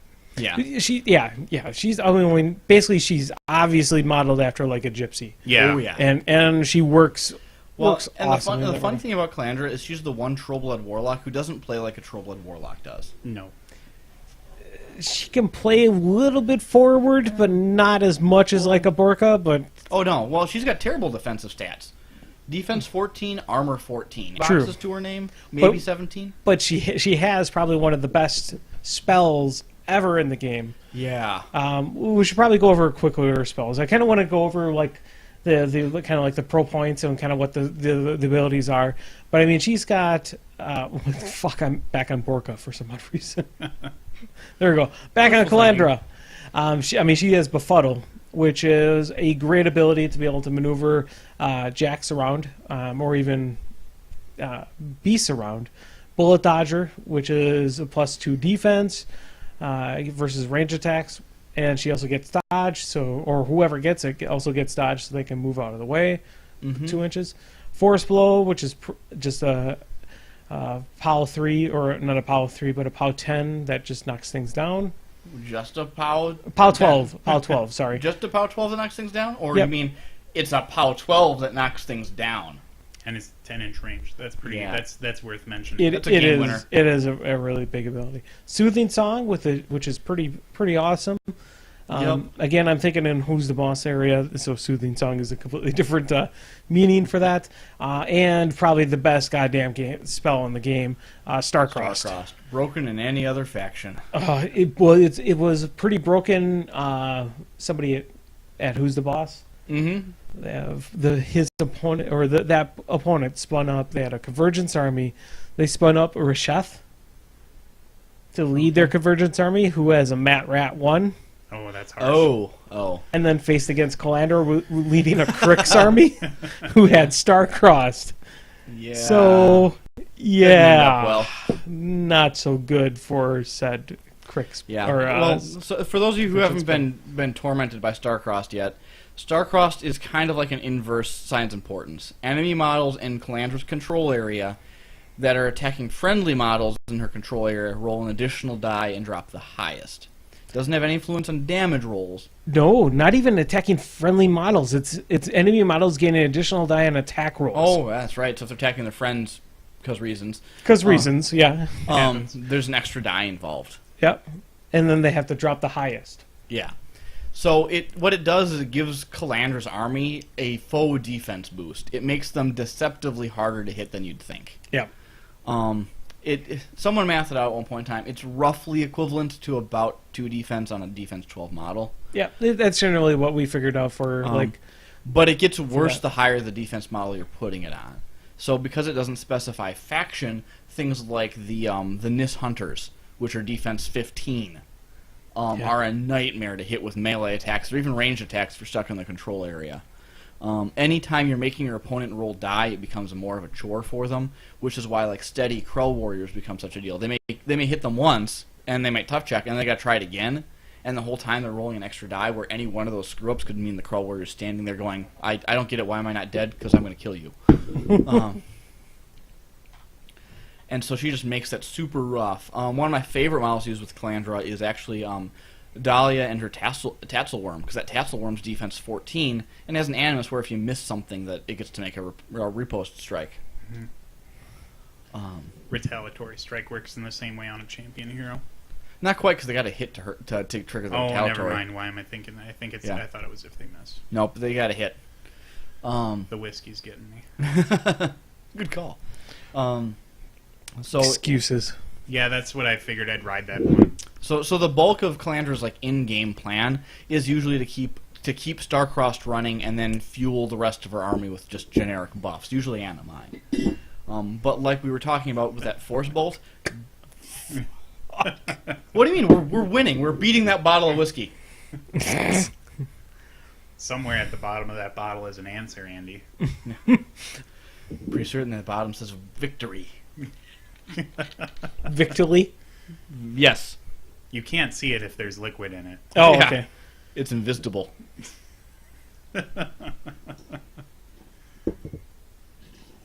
Yeah, victory. There you go. Peer Yeah. pressure and stuff. So, Did anybody want any more? No, I'm good. I've got a whole case of beer. I over mean, here. I would have considered it, but I'll figure out something else. Okay. I do have some cream flavored vodka in the fridge, That also goes really good with the root beer. Makes it like a cream soda. or the Sprite. Yeah, but either way, so Calandra's game plan is usually to sit there and put bullet dodge on herself so she doesn't get shot to hell or killed, and star-crossed her army so that your opponent gets flustered at it. The entire time she's got all these passive dice-fixing abilities. She can, if a friendly faction model in her control area misses an attack, or I should say makes an attack roll or damage roll you don't like, you can drop a fury point off of her to reroll it. Yeah. So it works really good on those non-beast models you need to kind of ensure hits on. So thumpers or battle wagons or other just generically important dice rolls you need to have hit. Yeah. And that's where I think with Calandra's overarching theme kind of gets back to the whole like making your opponent play the game you want them to play. So like they no matter how sure of a thing they might have going between Matt and Rat buffs, you're always throwing a wrench into their gears. Yeah. With Calandra. Yeah. I mean, it's basically the same thing with Ashlyn for mercenaries. I mean, when you pop Ashlyn's feet, it's a bad time for your opponent for 2 turns, and Calandra just makes it a bad time all the time for your opponent. Well, except when Calandra pops her feet, it's more of an aggressive offensive thing, because her feet is basically whenever anybody in her control area, and it's not friendly faction, it's just friendly, rolls a 1 or a 2, you can re-roll it once. So her entire army just kind of gets this false bottom threshold for where they can actually hit. So you can take things like, well, I need a 6 to hit. It's not great, but not very good. Under Calandra's feet, it becomes a very confident number you can hit without boosting. And because it also applies to damage rolls, so you have less to worry about a bad damage roll messing up your game plan. Yep. Which is very solid. Yeah. The catch being is, as far as Trollblood casters are concerned, she's on the squishy end of the spectrum. If she gets overexposed, she will get murdered something fierce. Yeah. Similarly, unlike a lot of Trollblood casters, her melee presence is not that impressive. Hey man, she's got salt. Oh no, I was very close to killing a lot of people with that.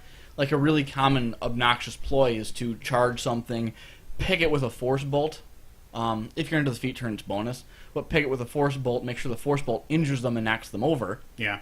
And suddenly they're both hurt, unless they're a Warlock and transferred, and they're knocked down. So Calandra's Mat 5 can go, I got a knife here that gets boosted damage rolls. Let me just stir you up a little bit. You dead yet? I've got another 5 Fury.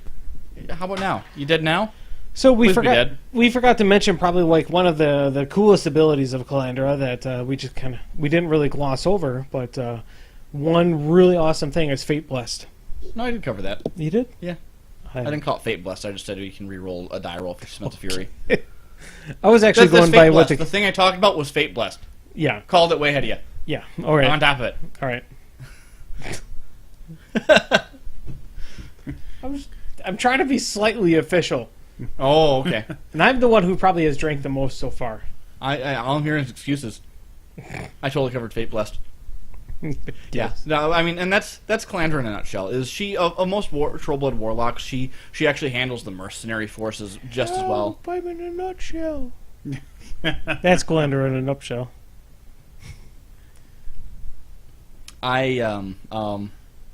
This is the second Austin Powers reference for the same reference twice. this Yeah, podcast. I know, and I don't have a good response to it.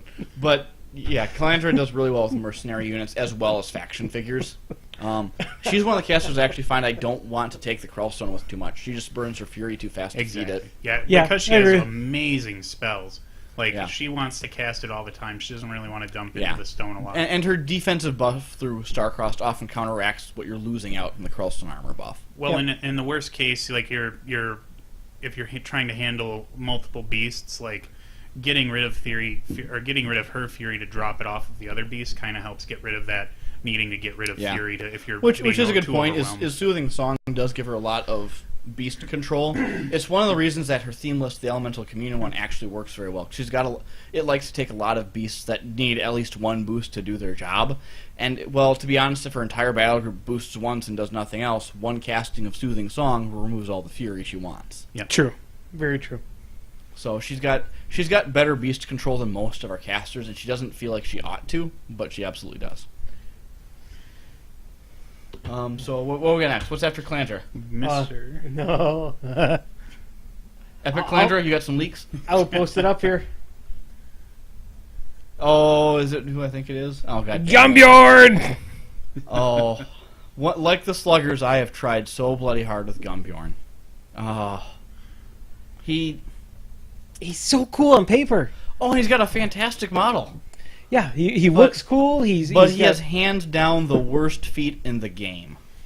He has awesome feet if nobody runs to engage you. Or has Hunter.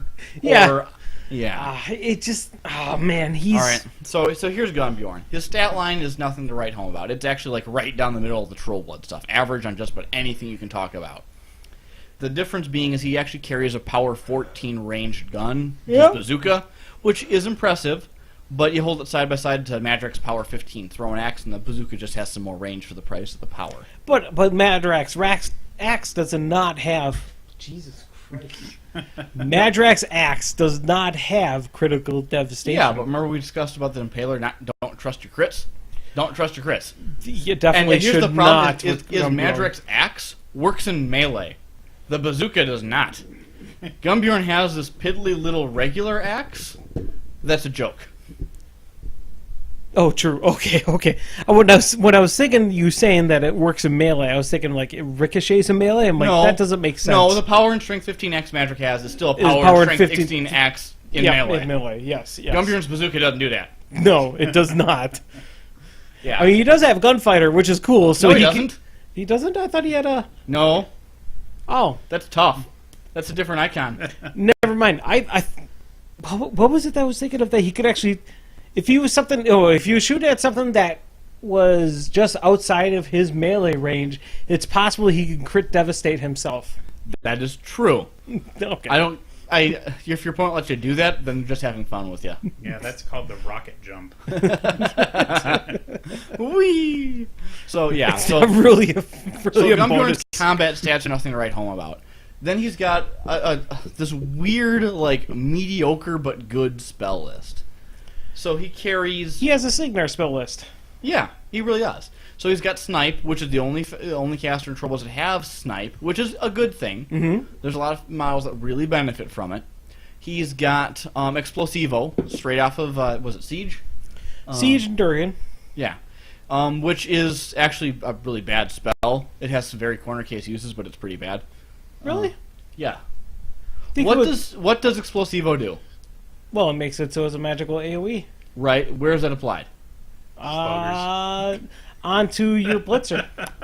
For its first one shot. For its shot. first shot, yeah. Right. Or Sluggers, yeah. Sluggers, again, as well. For their first shot. Yeah, sounds good. So when you spend your 5 points on Sluggers, you could put Explosivo for 3 Fury on one onto each one of them. Yeah, there's Right. a problem. That's why sluggers don't work for you. Is that you're not burning. Is I'm 3 not willing to focus. invest 3 focus plus probably the 2 focus I spent for Snipe. Not willing to spend 5, 6 of my casters, Realm of Yeah. Influence They're on just- them. Sluggers are gold diggers, man. That's how you make Sluggers work, is you put Fury, you I put ain't saying he's a put- gold digger. Explosivo on all 3 of them, and then you put Snipe on the unit, and then you're golden. Your definition of golden is far from standard. Slightly inebriated Yeah. is what my definition Yeah. of golden So he's got is. Explosivo, which has some corner case uses, but is generally not useful. I don't... Whatever. All right, so I'm turning into the Jeremy of this podcast. when you need to shoot down a Wraith engine, he's got your back. Yeah, boom. Yes. Or when Epic Denegra is in gun range and in corporals, there you go. Or you got Ghost Pirates. Oddly enough, all of these involve Cricks. Yeah. Which he's also not a good drop against Cricks, anyways. Not exactly, because Cricks doesn't really have a lot of shooting that your feet doesn't help Yeah. against. So then his next spell and his best spell is Rock Wall. So he like Janessa, he can create a wall, but anywhere in his 12-inch control area. So that's his best spell. Is I made a wall. The same thing the 3-point solo you brought did too. Wait, no, Guided Fire is also a really good spell. Yeah, I Guided always- Fire is hit and miss. Works great on Sluggers. You shut up. Ah. You're right. It'd be fantastic on Sluggers. It would be. Why am I doing this wrong? Other than not cheating. Oh, it's only Battle Group. Yeah. Yeah. See, that's a problem. That's why I always thought guided fire was like the Gunbjorn reason. Yeah. Because you're like, you got your rate of fire 2 Slag troll and bombers. Like, Yeah. those guys double boosted attacks. That's focus efficiency.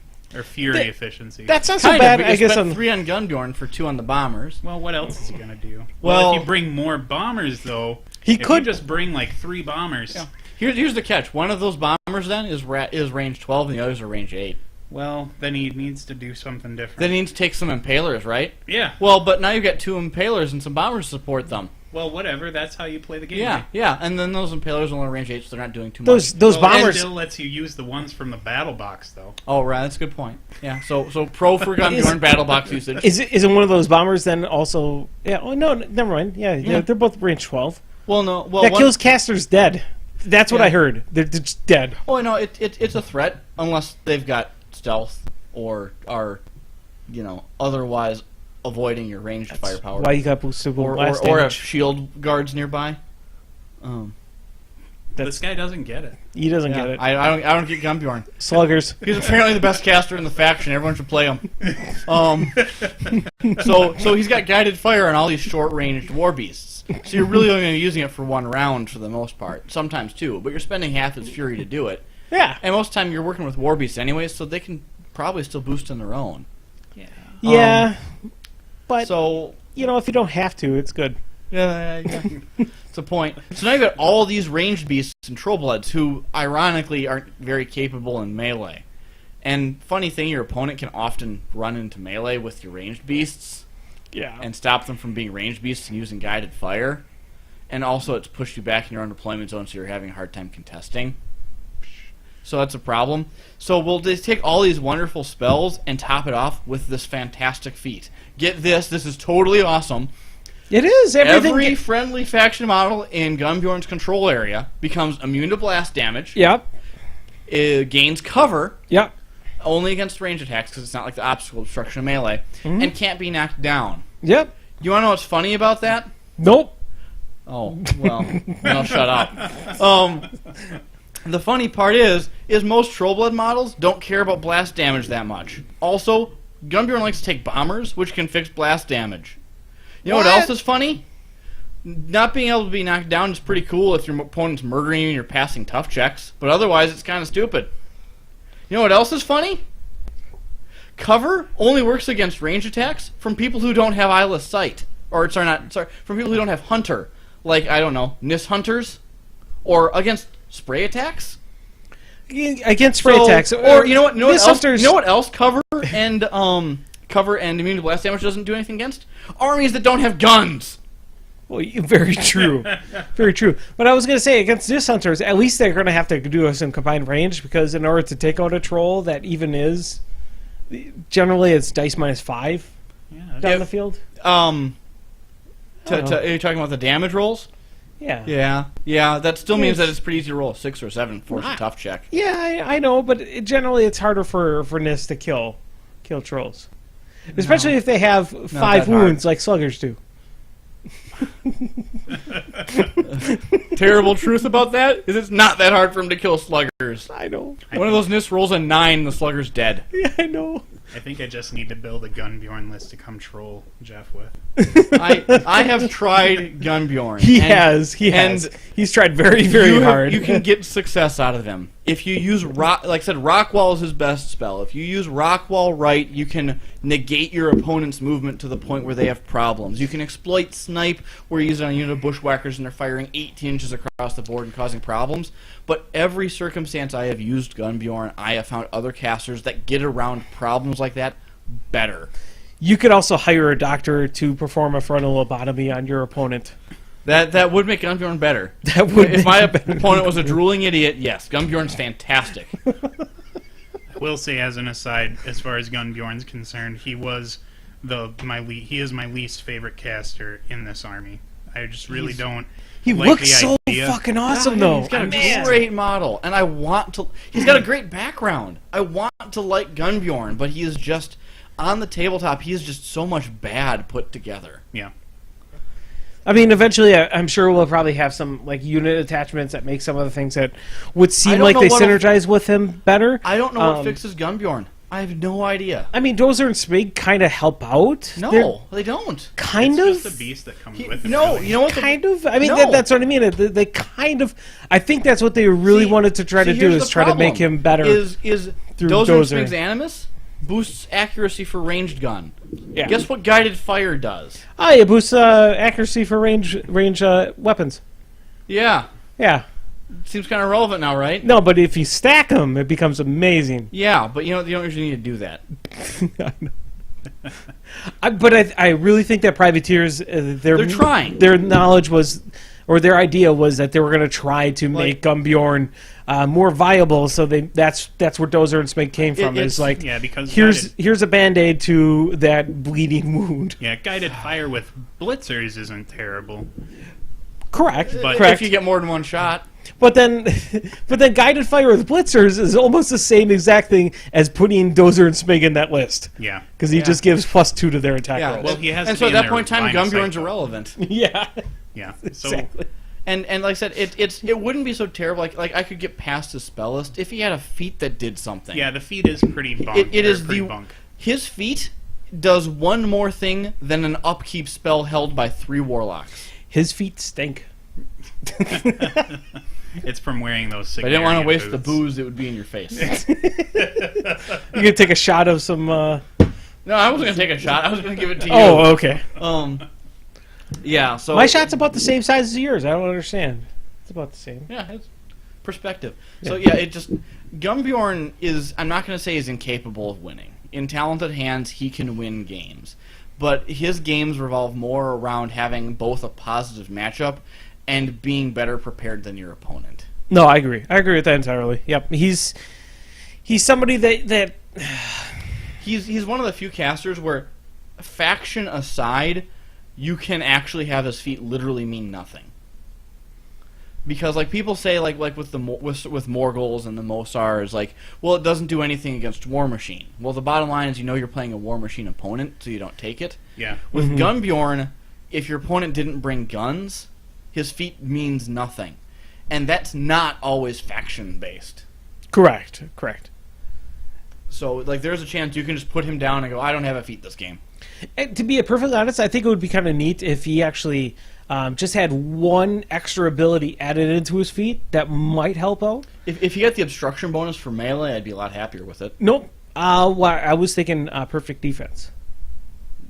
Which one's Not perfect Perfect defense. defense? Set defense is what I Yeah, was where you thinking get of. +2. Where you get a +2 defense versus charging models. I Because don't- that would, in me, it would fit with the whole idea That- of what his feat is, which is bunkering down. Yeah. I think it'd be more appropriate just to not allow charges. There are other feats that do that.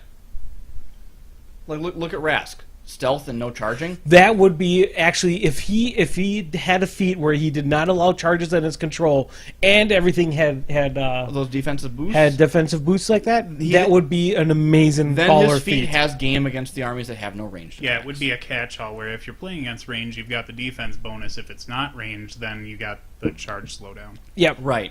And That would be there pretty will still slick. be vulnerabilities against things like hunter or spray attacks, but at least it's not like I guess the dice rolled bad, no feat for me. Yeah.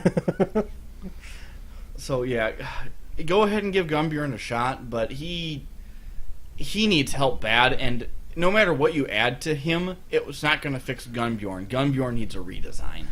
So yeah, somebody was asking on here too is have you tried Gunny's version of Meat Mountain? I don't think any of us have really played Meat Mountain at all.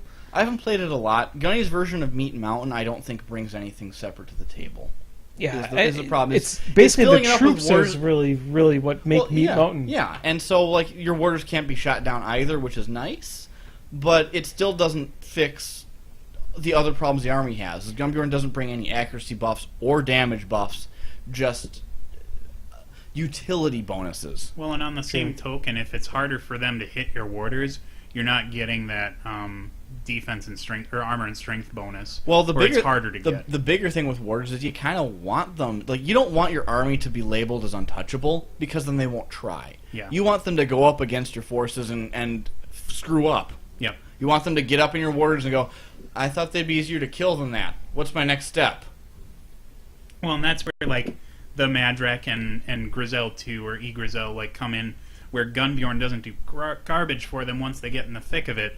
Where with Grizel you can move them around, Madrak you can stomp through the stuff. Yeah. Yeah. And so it's Meat Mountain is successful not in virtue of the caster, but in the fact that your opponent just can't kill your stuff enough, and you're waiting to exploit a failure. Yeah. So all right, let's jump off that. I mean, basically Meat Mountain. We could talk about that all day, but let's go on to our next caster, which is probably one Can only of go my uphill favorite. from here. My favorite, yeah, can only go up from here. Probably my favorite Mark 1 caster / Mark 2 caster. That's a big jump. Yeah, Grim this Angus is- is one of the strongest casters in the whole faction. He is Yeah. a top tier caster for trolls. Yeah. Yeah. To be perfectly honest, I don't think he gets enough play as well. Exactly. It's I don't know why it is. Maybe people like the melee stompiness. Maybe people don't want something that's a little more straightforward. Grim Angus is a oddity in Trollbloods in the fact that everything he does is just a little more subtle than you'd expect. Yep. So, do you want me to go over him real quick? Give him the rundown. I'll give the quick rundown. What are So, the stats? so he's a Fury 6. He has a Matt Rat 6.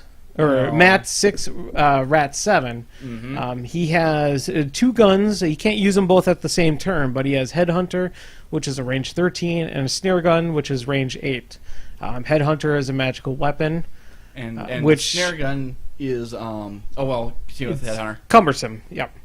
Yeah. But his Headhunter, which is the first gun, which is basically gives his beast +2 movement when charging a model damaged by this weapon this turn, which is pretty sexy. He personally has Takedown, which models made if he makes a melee attack against a model, they cannot make tough checks, and they're removed from play. He also has True Sight, which is ignores concealment, camouflage, and stealth. His Snare Gun, which is his other gun, is Cumbersome, which means he can only make attack with that or his other gun. Yep. And he has Knockdown for the Snare Gun, so any model that he hits with it is automatically knocked down. He has probably some of the coolest spells in the game, which is Cross Country, Pathfinder. Well, Pathfinder and Hunter. Yep. So basically, Pathfinder and ignores cover, concealment, and forests for line of sight. Great counter versus Gumbjorn's feat. Yeah. Yeah, and that's a spell on a caster, not even a feat. You know your whole feat? That's shut down by 2 Fury. How does it make you feel? He has Lock the Target, which is awesome because the model hit by Lock the Target cannot run, charge, or be placed for 1 round, which just Yep. means that they're just stuck walking, which is pretty sexy. Mark for Death, which is they suffer -2 Yeah. defense. That's where the money's at. Yeah. Loses incorporeal and stealth, and cannot gain those abilities that while affected by Marked for Death. Friendly Yep. faction models can target affected model regardless of line of sight, so they can always be seen no matter where they are, Yep. which means your sluggers can really pipe Yeah. in the damage. The Slugger certainly can. It's just a shame everybody can do that better. And then probably my favorite spell that he has, which is Return Fire, which means is if you have a bomber or something gets hit by something, Well, no, it doesn't have by to a be hit. range attack, You have to just get shot at, I think. Targeted. Targeted. targeted by a range attack, which means that you can immediately return a range attack Yeah, to them. after the attack's resolved. Yep. So as a bomber, as a blitzer, as a dozer and smig, as random troopers, it's Yep. pretty darn cool Well, ability. it's neat. It's very hard to trigger because the catch is because you have to use a ranged attack in response.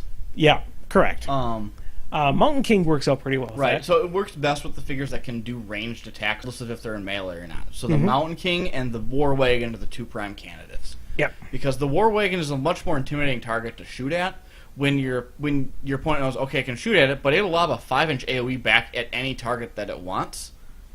That's not so cool. Or a POW 16 spray is pretty sexy too. Yeah, Yeah. exactly. Is those are options your opponent just doesn't want to have to worry about.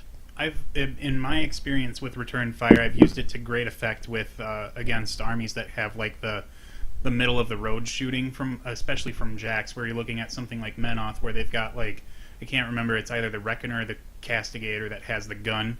That is the Vanquisher. Oh well, it's one of the 3. Well, so. those Mount Jacks, it doesn't matter. Yeah, whatever. They all look the same. Well, there's the Reckoner. There's the Reckoner has got the little gun It's by the itself. Arrower, because that's all the Mount Jacks are. What? The R-er-er. The Reckoner, the Redeemer, half the Jacks start with an R and end with an er. It's the R-er. So there's the That's a Reckoner, thing. Check it. which has a club, and I'm then like the a gun, and then there's the Vanquisher, which has the chain and the gun. Yeah. Well, they're still like they're like mediocre. They're not low POW weapons. They're not high POW weapons. But they're gonna want to shoot at your beasts from far away. Yeah. So if they do hit you, you're gonna be lobbing an AOE at them anyways. Yeah. It makes it really hard for them to really get the mileage out of those Jacks. Even then, if you miss with the AOE, that AOE is still going to drift over gonna their go troops. somewhere, yeah. Especially with the Mountain King, if you shoot at it, it's going to still target you with the spray. It may not be in range, but all troops that are in the You can lane. target anything you want with those sprays. Like, you don't have to target whoever shot at you with Return Fire. Really, I thought it was the No. attacking model. No, Yeah, you yeah. can just attack whatever the If you fuck you target want. whatever has Return Fire, you can shoot whatever the hell you feel. Yeah, melee or ranged attack at whatever. Yeah. Well, that's pretty sexy. Yeah. The catch is most people aren't going to either fall into that trap, or you're going to be in a spot where using it is not as effective as you'd like. No, it makes sense. Makes sense. But it's a neat little spell for Mountain Kings and War Wagons. The real juice out of Grim Angus is that marked for death, and to a lesser extent cross country. Yeah. Because if you put cross country on Grim, there's almost no defensive range tech he doesn't ignore.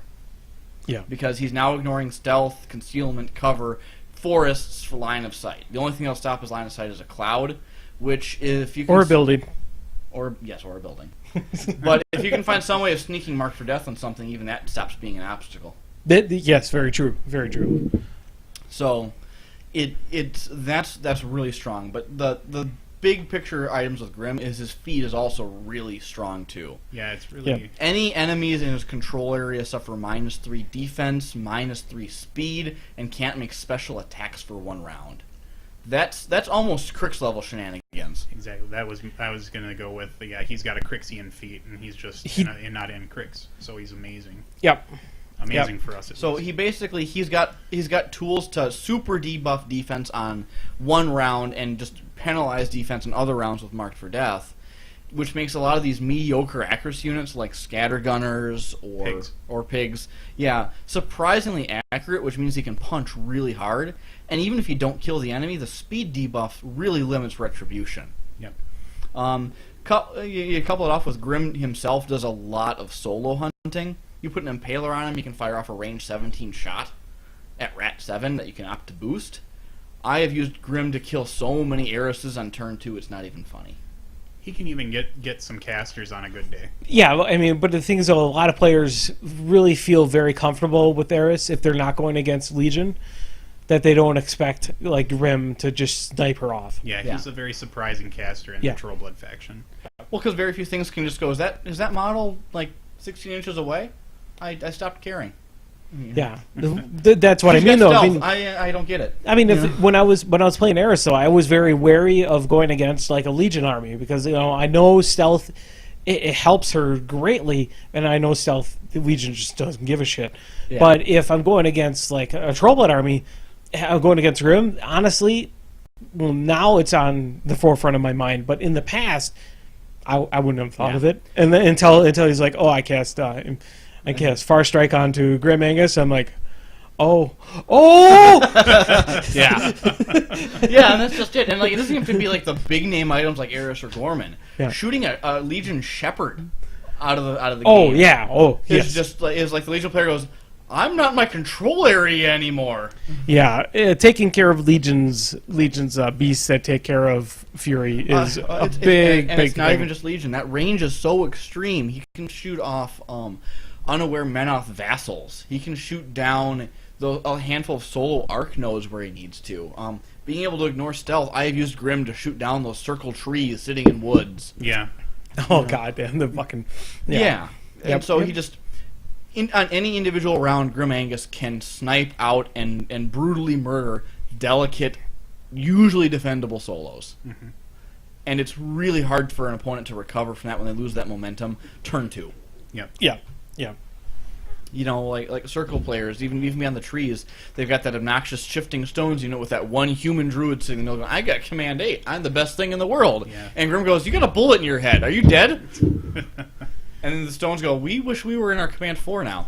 Yeah, if you're not familiar with Grim Angus and he's sitting on the other side of the table with you, it can really trick you into playing on your half of the table, and that's never a good place to really be, I think, when you're playing against him, because then he's just going to push, and the rest of his beasts are going to do work.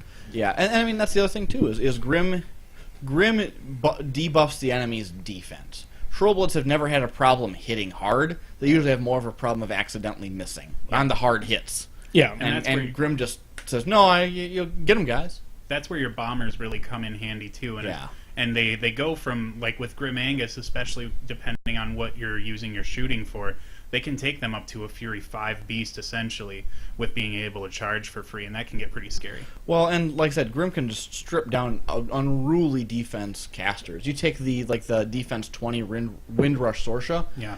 If she gets too close to Grim can use his feet, drop her defense down to 17. He can boost his mark for death. He can boost his mark for death. Drop her down to a defense of from at 17 down to a 15, and then if he's close enough, he can boost a snare gun shot and just knock her down at that point against her now defense 15, which is pretty reasonable to hit with a Rat 7. Yeah. And suddenly Sorsha is lying down, almost helpless, and your army can go, oh. Mm-hmm. Sorsha doesn't do very good lying down. No, except for pleasing other people. There was that Sorsha pinup model, the 3D model image, on the forums for a while. I think that was fanfic. I think no. Oh yeah, that's right. It was like a Vargas style drawing, and somebody was saying. No, I meant the other kind of fanfic. Oh, that kind. Gotcha. Oh. Yeah. It was still pretty cool. I would take it. Let's just say she wasn't into the icy gaze. God. Did she give you the cold shoulder? No, she did not. Derp, derp, derp. We're not even on the Kidor cast. Alright. So yeah, Grim Angus, the first one is he's a stellar warlock. He's my go-to caster for dealing with Cricks because he just does so much to mess with their standard game plans. Yep. I don't think Crix likes it when you take Grim Angus. Well, Crix has different problems, like having too many good units to choose from. Yeah, that's a big issue. We are going to have one of those eventually. I think Brian said he was going to try doing that. We're going to try to Is get. he going to just walk in here and say everything is awesome, just don't take Cephalix? Stay away from the Black Ogren. I think. like Well, no, those Black two. Ogren are They're actually actually- really yeah. awesome. They're 8 wound medium infantry, and it's 4 points for 4 of them. Four for six. A 4/6 unit is just. Oh my god, they're so good. Yeah. They're No. so good. It's just the fact that there's They're not more Mechanothrals in veins. the unit. Yeah. In the army. So I think we're going to try to get. My goal is to try to get Travis and Brian on the same podcast to do. And crits. hope they don't kill each other if they're left alone in the same room. Yeah, I think Travis would possibly do drinking. I know Brian won't do drinking, so we'll find out. I think it's going to be like getting those fighting fish in the same area. Is you just can't leave them alone, or one will kill the other. The betas? Yes, there we go. The Walmart fish? The Walmart fish. They're probably a high selling fish for Walmart. Probably because people put them in like their flower vases and are like, oh, it's this living thing, and then it just dies a couple weeks later. And Yeah. they're like, oh, I'll get Or another one. kills everything in the tank. Yeah, that too. They're like, Walmart's always throwing me off with the fact that they've got a live pet department. Like, it doesn't bother me that they sell pet food, but the fact that I can walk in there and it's like a fiddler crab, I'm like, why the hell is this here? Once upon a time, they used to have like hamsters and stuff too, but they were always like poorly taken care of, so they got rid of them. I think birds once. I can't even believe- speaking of pets, man, We're gonna move on to Grim 2. yeah, we're gonna no, we're gonna move on to Group the two's next got pets. caster. Huh? No, I wanted to say I took a gander at the Humane Society pet adoption list, and that just didn't make me more depressed than anything in the world. Well, because it was a Chinese menu. No, it wasn't a Chinese menu. No, but it was like, oh, man, it bothers me when I see like an animal like a cat that's like 15 years old. Yeah, okay? nobody's gonna grab that. It's just gonna Nobody's sit. gonna grab it, but at the same time, that cat was given up for adoption. Yeah, That after- cat yeah, was like, why put abandoned them? by a family. I mean, that bothers me to no fucking end. Yeah. Weird tangents for our middle of our Troll Blood cast, but it bothers me when families Well, move to a place we can move where on they to can't- Angry Steak 2. Anger Steak 2. What? Grim Angus 2. No, we're going to Gristle Brink. What? song? How is Grim Angus 2 not the follow-up to Grim Angus? it's Grizzy 1 Because it's Hunter's it's Grim. the Hunter's Grim, sir. Oh. Jeez. I don't know my alphabet, okay? Hey, do you troll? I do. You know what, though? I am absolutely okay with getting the names wrong because I got the rules right. You honestly, you have been an idiot savant for pretty much this entire podcast. Hey, I prefer Which the term is- just savant. Just savant. But honestly, you have been pretty much accurate for everything, which is pretty awesome until somebody points out that you were wrong on a couple things on the internet. Then it'll hit you really hard, and you'll have hard times. You know what? With how much weight I give to the internet's opinion, I don't think it's gonna be a problem. I just went on the internet and said the Skinners are not the worst model in Troll Bloods. Yeah, you did. That's pretty ballsy. Yeah, What is the worst unit? Sluggers. No, Yes, they are. no. Stop Sluggers trolling. are so much better. All right, so we got Gristle Blood Song. Yeah. What doesn't Grizzle do? Grizzle don't do beasts. She is awesome. I mean, she's got a Sonic Blast, which is a spray 8. Well, it's because she lost her hand cannon. How'd she lose what? Mark 1 Grizzle had a hand cannon that wasn't represented on her figure. Oh, really? So the presumption is when she transitioned to Mark 2, she keistered her hand cannon and it knocked her pitch up a little bit, so she got a Sonic Blast. Interesting. I did not. I'll have to take a look at my Gristle Blood Yeah. Song 1 card. Mark 1 had a hand cannon. It was really common for me to impale her, to use my impaler on her. Yeah. Wow. I don't go there now. She's too old for me now. I like my casters derpy. Just need to mount a butterfly above her base to make it look like she's staring at something. Jesus. Yeah, Grizzle 1's figure just kind of looked like she got hit by a bus and is figuring out what's happening next. I got a hammer. Yeah. Bam.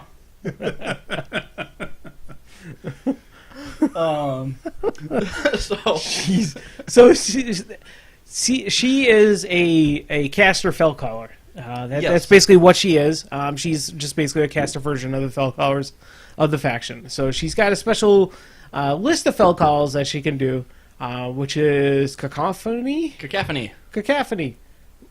Cacophony. Cacophony. It's a fanny thing. Phony. Remember, I said Cacophony. Yeah. Either way, it's a debuff. She hits an enemy unit with it, and all models get +2 to attack and damage rolls against that model/unit. No. Oh no, that's the spell. I'm thinking of Calamity. Cacophony is enemy models/units in her command area can't give or receive orders, and models in her command area cannot cast enemy models in her command area cannot cast spells. Yes. God damn, when I've run into her when she has done that. Oh yeah, So annoying. I will say she's got the best feat in Troll Bloods. Yeah. So she's got also Heroic Ballad, which is range command, target friendly non-faction model unit. If the model is in range, against Fearless, and affected models can make additional melee attacks during their activations this turn. Heroic Ballad lasts for 1 round, which is pretty cool, even during free strike range. But it only What does that do with free strikes? it doesn't have anything to do with free strikes, Oh, okay. but it could technically. If Heroic you- Ballad's really awesome when you take a free strike and they miss, and you walk up to their caster and kill them with it. that relevancy. She Hide it also together. has Hoof It, which we have talked about numerous times during the podcast so far. Hoof It. Non-warlock warrior model faction unit. The units in range, effective models can make a full advance at the end of the turn after all friendly models have ended their activations. Yeah. Now to touch on that stuff really briefly, is the previous Fellcaller has the stipulation it has to be warrior model. All of Grizzle's Fellcalls, I shouldn't say mysteriously, do not mention warrior model. She can use those Fellcalls on battle engines and war beasts. She's at the next level of fell calling. So Oh, yeah. like he is it just in like junior choir, the She fell caller. doesn't just Fell call, she fell teleconferences. The fell caller is in like junior choir. So he only Oh, okay. but then Gristle is like in state choir. So she's able to, I like my metaphor better. compete at a national level. My metaphor's still better. Whatever. So then she also has a kick-ass Yeah. hammer, which is critical smite. Well, what if it lets you do is at the end of everything's activation, you can move up to your speed and no free strikes. Oh, correct. Yeah, Correct. yes. For Hoof It. Yes. Her spell list is very simple. Only three spells. Mm-hmm. Probably some really good spells for 3. Well, she's got one Two really good of- spell and then 2 other spells that might get cast. 2/3 good spells. Yeah. So she has Calamity, which is friendly models gain +2 attack and damage rolls against target enemy model/unit, Yep. which is very good with Yeah. Digmies. Well, it's very good at everything. Everything, +2 to attack yeah. and damage rolls works well on the world. Yep. Hallowed Avenger, which we've already gone over before. Hallowed Avenger is basically if something destroys something within command range or within 5 inches Within of 5 the inches. target war beast, that war beast gets to go angry and Yep. move towards that other model. Actually, I think it charges anything it wants. Can charge an enemy model, then Hallowed Avenger expires. Yep. Correct. You can charge anything you want. Yep. So he gets angry no matter what. Yes. And It's then like, I know you there's- killed my friend, but he's gonna pay. Then there's Rift, which is not like the same thing as like Butcher has, where it tears the earth apart itself. It's just an AoE that leaves rough terrain in play. Yeah, which has uses. Yeah, which is a power 4, but generally what that's going to do is that's going to just That's a mini Soak inhospitable up. ground. soak up all of her fury that turn. Yeah. Her feat is Felchorus, which basically makes it so models in her control area. Well, we can sum it up the fast way. You remember her 3 fell calls? She does all of those at once on everything in her control area. correct. Done. Yeah. So basically, she just turns your entire army into a murder zone. And as an added bonus, any enemy stuff in the area can't get commands or cast spells. It's really great when you've got something on your opponent's side that's got vengeance, and they're vengeancing starting outside of that control, and then getting inside it, and then they try to charge, and they're like, "Oh shit!" Yeah, like that feat alone means she can actually get really aggressive. She can actually move towards the front line, use that feat, and the opponent has to kind of back up a little bit because they can't cast spells that are at that range, and nobody's going to be able to charge her because she's stopping any non-beast charges. Yep. So, in a nutshell, she works best with infantry just because most of her fell calls boost a whole infantry unit. There was the example I was talking about earlier with like raging a couple of scouts and having them heroic ballads, so a pair of scouts can tear down a heavy jack. But the big use for Grizzle, especially early game, is using Hoof It to just jam the opponent. Yep. to basically, like, the first turn, you hoof it some unit, that unit runs, it goes its 12 inches forward, and then it gets another, 5 to 6 inches on top of that, and just leaves this wall of troll meat in front of them where they have to stop and kill the trolls. And like we've discussed, it's not the easiest thing in the world to just decide to kill troll bloods. Yeah, I've really enjoyed champions with her for Hoof It. Yeah, Hoof It makes a big difference, and Heroic Ballad turns any of them into a murder machine. Yep. Nobody wants to suck up 3 Weapon Master attacks from one model. Mm-hmm. Yeah, I agree. One unit I do actually really like with them, and somebody did mention here, I'd like Creel Warriors with Gristle, just because on top of their own speed buff that they have and Hoof It, they can be so far up the field, in your face, 4+ the tough. big thing I or do when I'm list building tough. for Grizzle is because all of those are Fel Calls, none of them work with the Fel Caller hero. So I always look for units that have no need for a Fel Caller, which is why I take a lot of time with champs with Scaldy, because now the champs can have Pathfinder on their charge. True. I have a harder time with Crow Warriors, but they don't need the Fel Caller for the mat boost because they've got the Fervor Prayer. I take Scouts because they've got a built-in mat and Pathfinder. Those are the kind of units I look for when I'm building a P Grizzle list. The ones that don't care that they're not getting the other Fel Caller buff. And then just to make sure that I understand here, with P Grizzle's feet, does that really screw with the Sons of Brag? The Sons of Brag benefit not at all from her feat, other than the opponent not getting orders or spellcasting. Okay, because I didn't think they'd be affected by that Fel Call and then not be affected by theirs. I'm trying to remember if the Sons of Brag have a rule where they cannot receive Fel Calls from other units. I believe that is the case. Yeah. Understood. Because So they you can't be can't- hit with a Fel Caller. Well, you can't get Which means- you can't receive the benefit of 2 Fel Calls. The difference being is, if I'm remembering my rules, is if she pops her feet before the Sons of Brag activate, they can't use their own Fel Calls if they can be affected by it. But I want to say that the Sons of Brag have a rule where they cannot benefit from from some other Fel Call. Like, they can only get their own. I'm looking them up right now. Yeah. But so, like, I believe you because you're pretty much right on for most of this. this is something I could be wrong on, just because, as a rule of thumb, I don't take Sons of Brag with P Grizzle. It just there's too much score energy to make it worthwhile. So their theme songs, which is a special rule, is models in the unit are never affected by Fel Calls made by other friendly models. Yeah. Theme song. So P Grizzle's feat does nothing for them, and it simply can't. They're like, we don't like your music, we've got our own. Yeah, they have their own theme music. They have their own DJ. When they show up on the table, that's how they march out too. Yeah. They're like those guys who listened to Fel Calls before it was cool. Yes. Yes. So you tell me the Sons of Brag are Fel Call hipsters?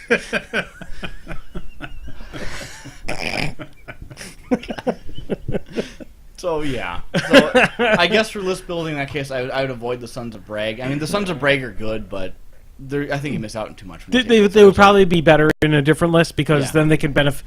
I mean, their Fel Calls are actually really cool, but I think the point of taking Gristle is that she really gives awesome feats. Yeah. Or awesome abilities to her entire army. Yeah, and so like little tidbits with using P Grizzles, don't assume Heroic Ballad's the way to go. Hoof It's a big deal. I use it a lot with War Wagons. The War Wagon can roll up 7 inches, go, I got my big gun, and they go, I've also got Hoof It, so I'm going to roll 7 inches back. Yeah, being able to yo-yo is a thing. Some of the things. That or just the super fast jam. The whole, my army runs at you. Now it gets another movement, and you weren't expecting that. Exactly. But Heroic Ballad has perks too. The fact that it grants fearless means you can, like, units fleeing. Why Heroic Ballad? It's not fleeing anymore. Now you should go and murder things again. Doesn't she have Commander too? No. No. For some reason. The I Epic thought version she did. does. Yeah. Yeah. And we're about to go over her in a Yes. second. Epic Grizzle. This is where we're doing her now? Yeah. This is where Hipster Jeff really shows, because I was a flag bearer for Epic Grizzle way before Warders were ever launched. Yeah, I agree with that. I mean, basically, before I actually saw her really utilized in, like, the Meat Mountain, because, I mean, she's, in my opinion, good. she's the proponent of Meat Mountain. She's the caster you take with Meat Mountain. She does her. So Epic Fizzle, Epic Grizzle. Damn it! Epic Grizzle's feat is nothing to write home about. It gives 2 mediocre abilities to your whole army. It gives them Dash. No, that's a spell. Oh no. And I will never badmouth dash. Hyper aggressive. Yeah, hyper aggressive and Unyielding. That one's pretty good though. It is, other than the fact that many Trollblood models don't have reach to really benefit from it. Yeah. So those were both some very, very bland abilities that were hard to use beforehand. You could get an extra couple armor. Someone tried to wail on your Mauler because your Mauler would walk up and go, "I'm engaged now. Now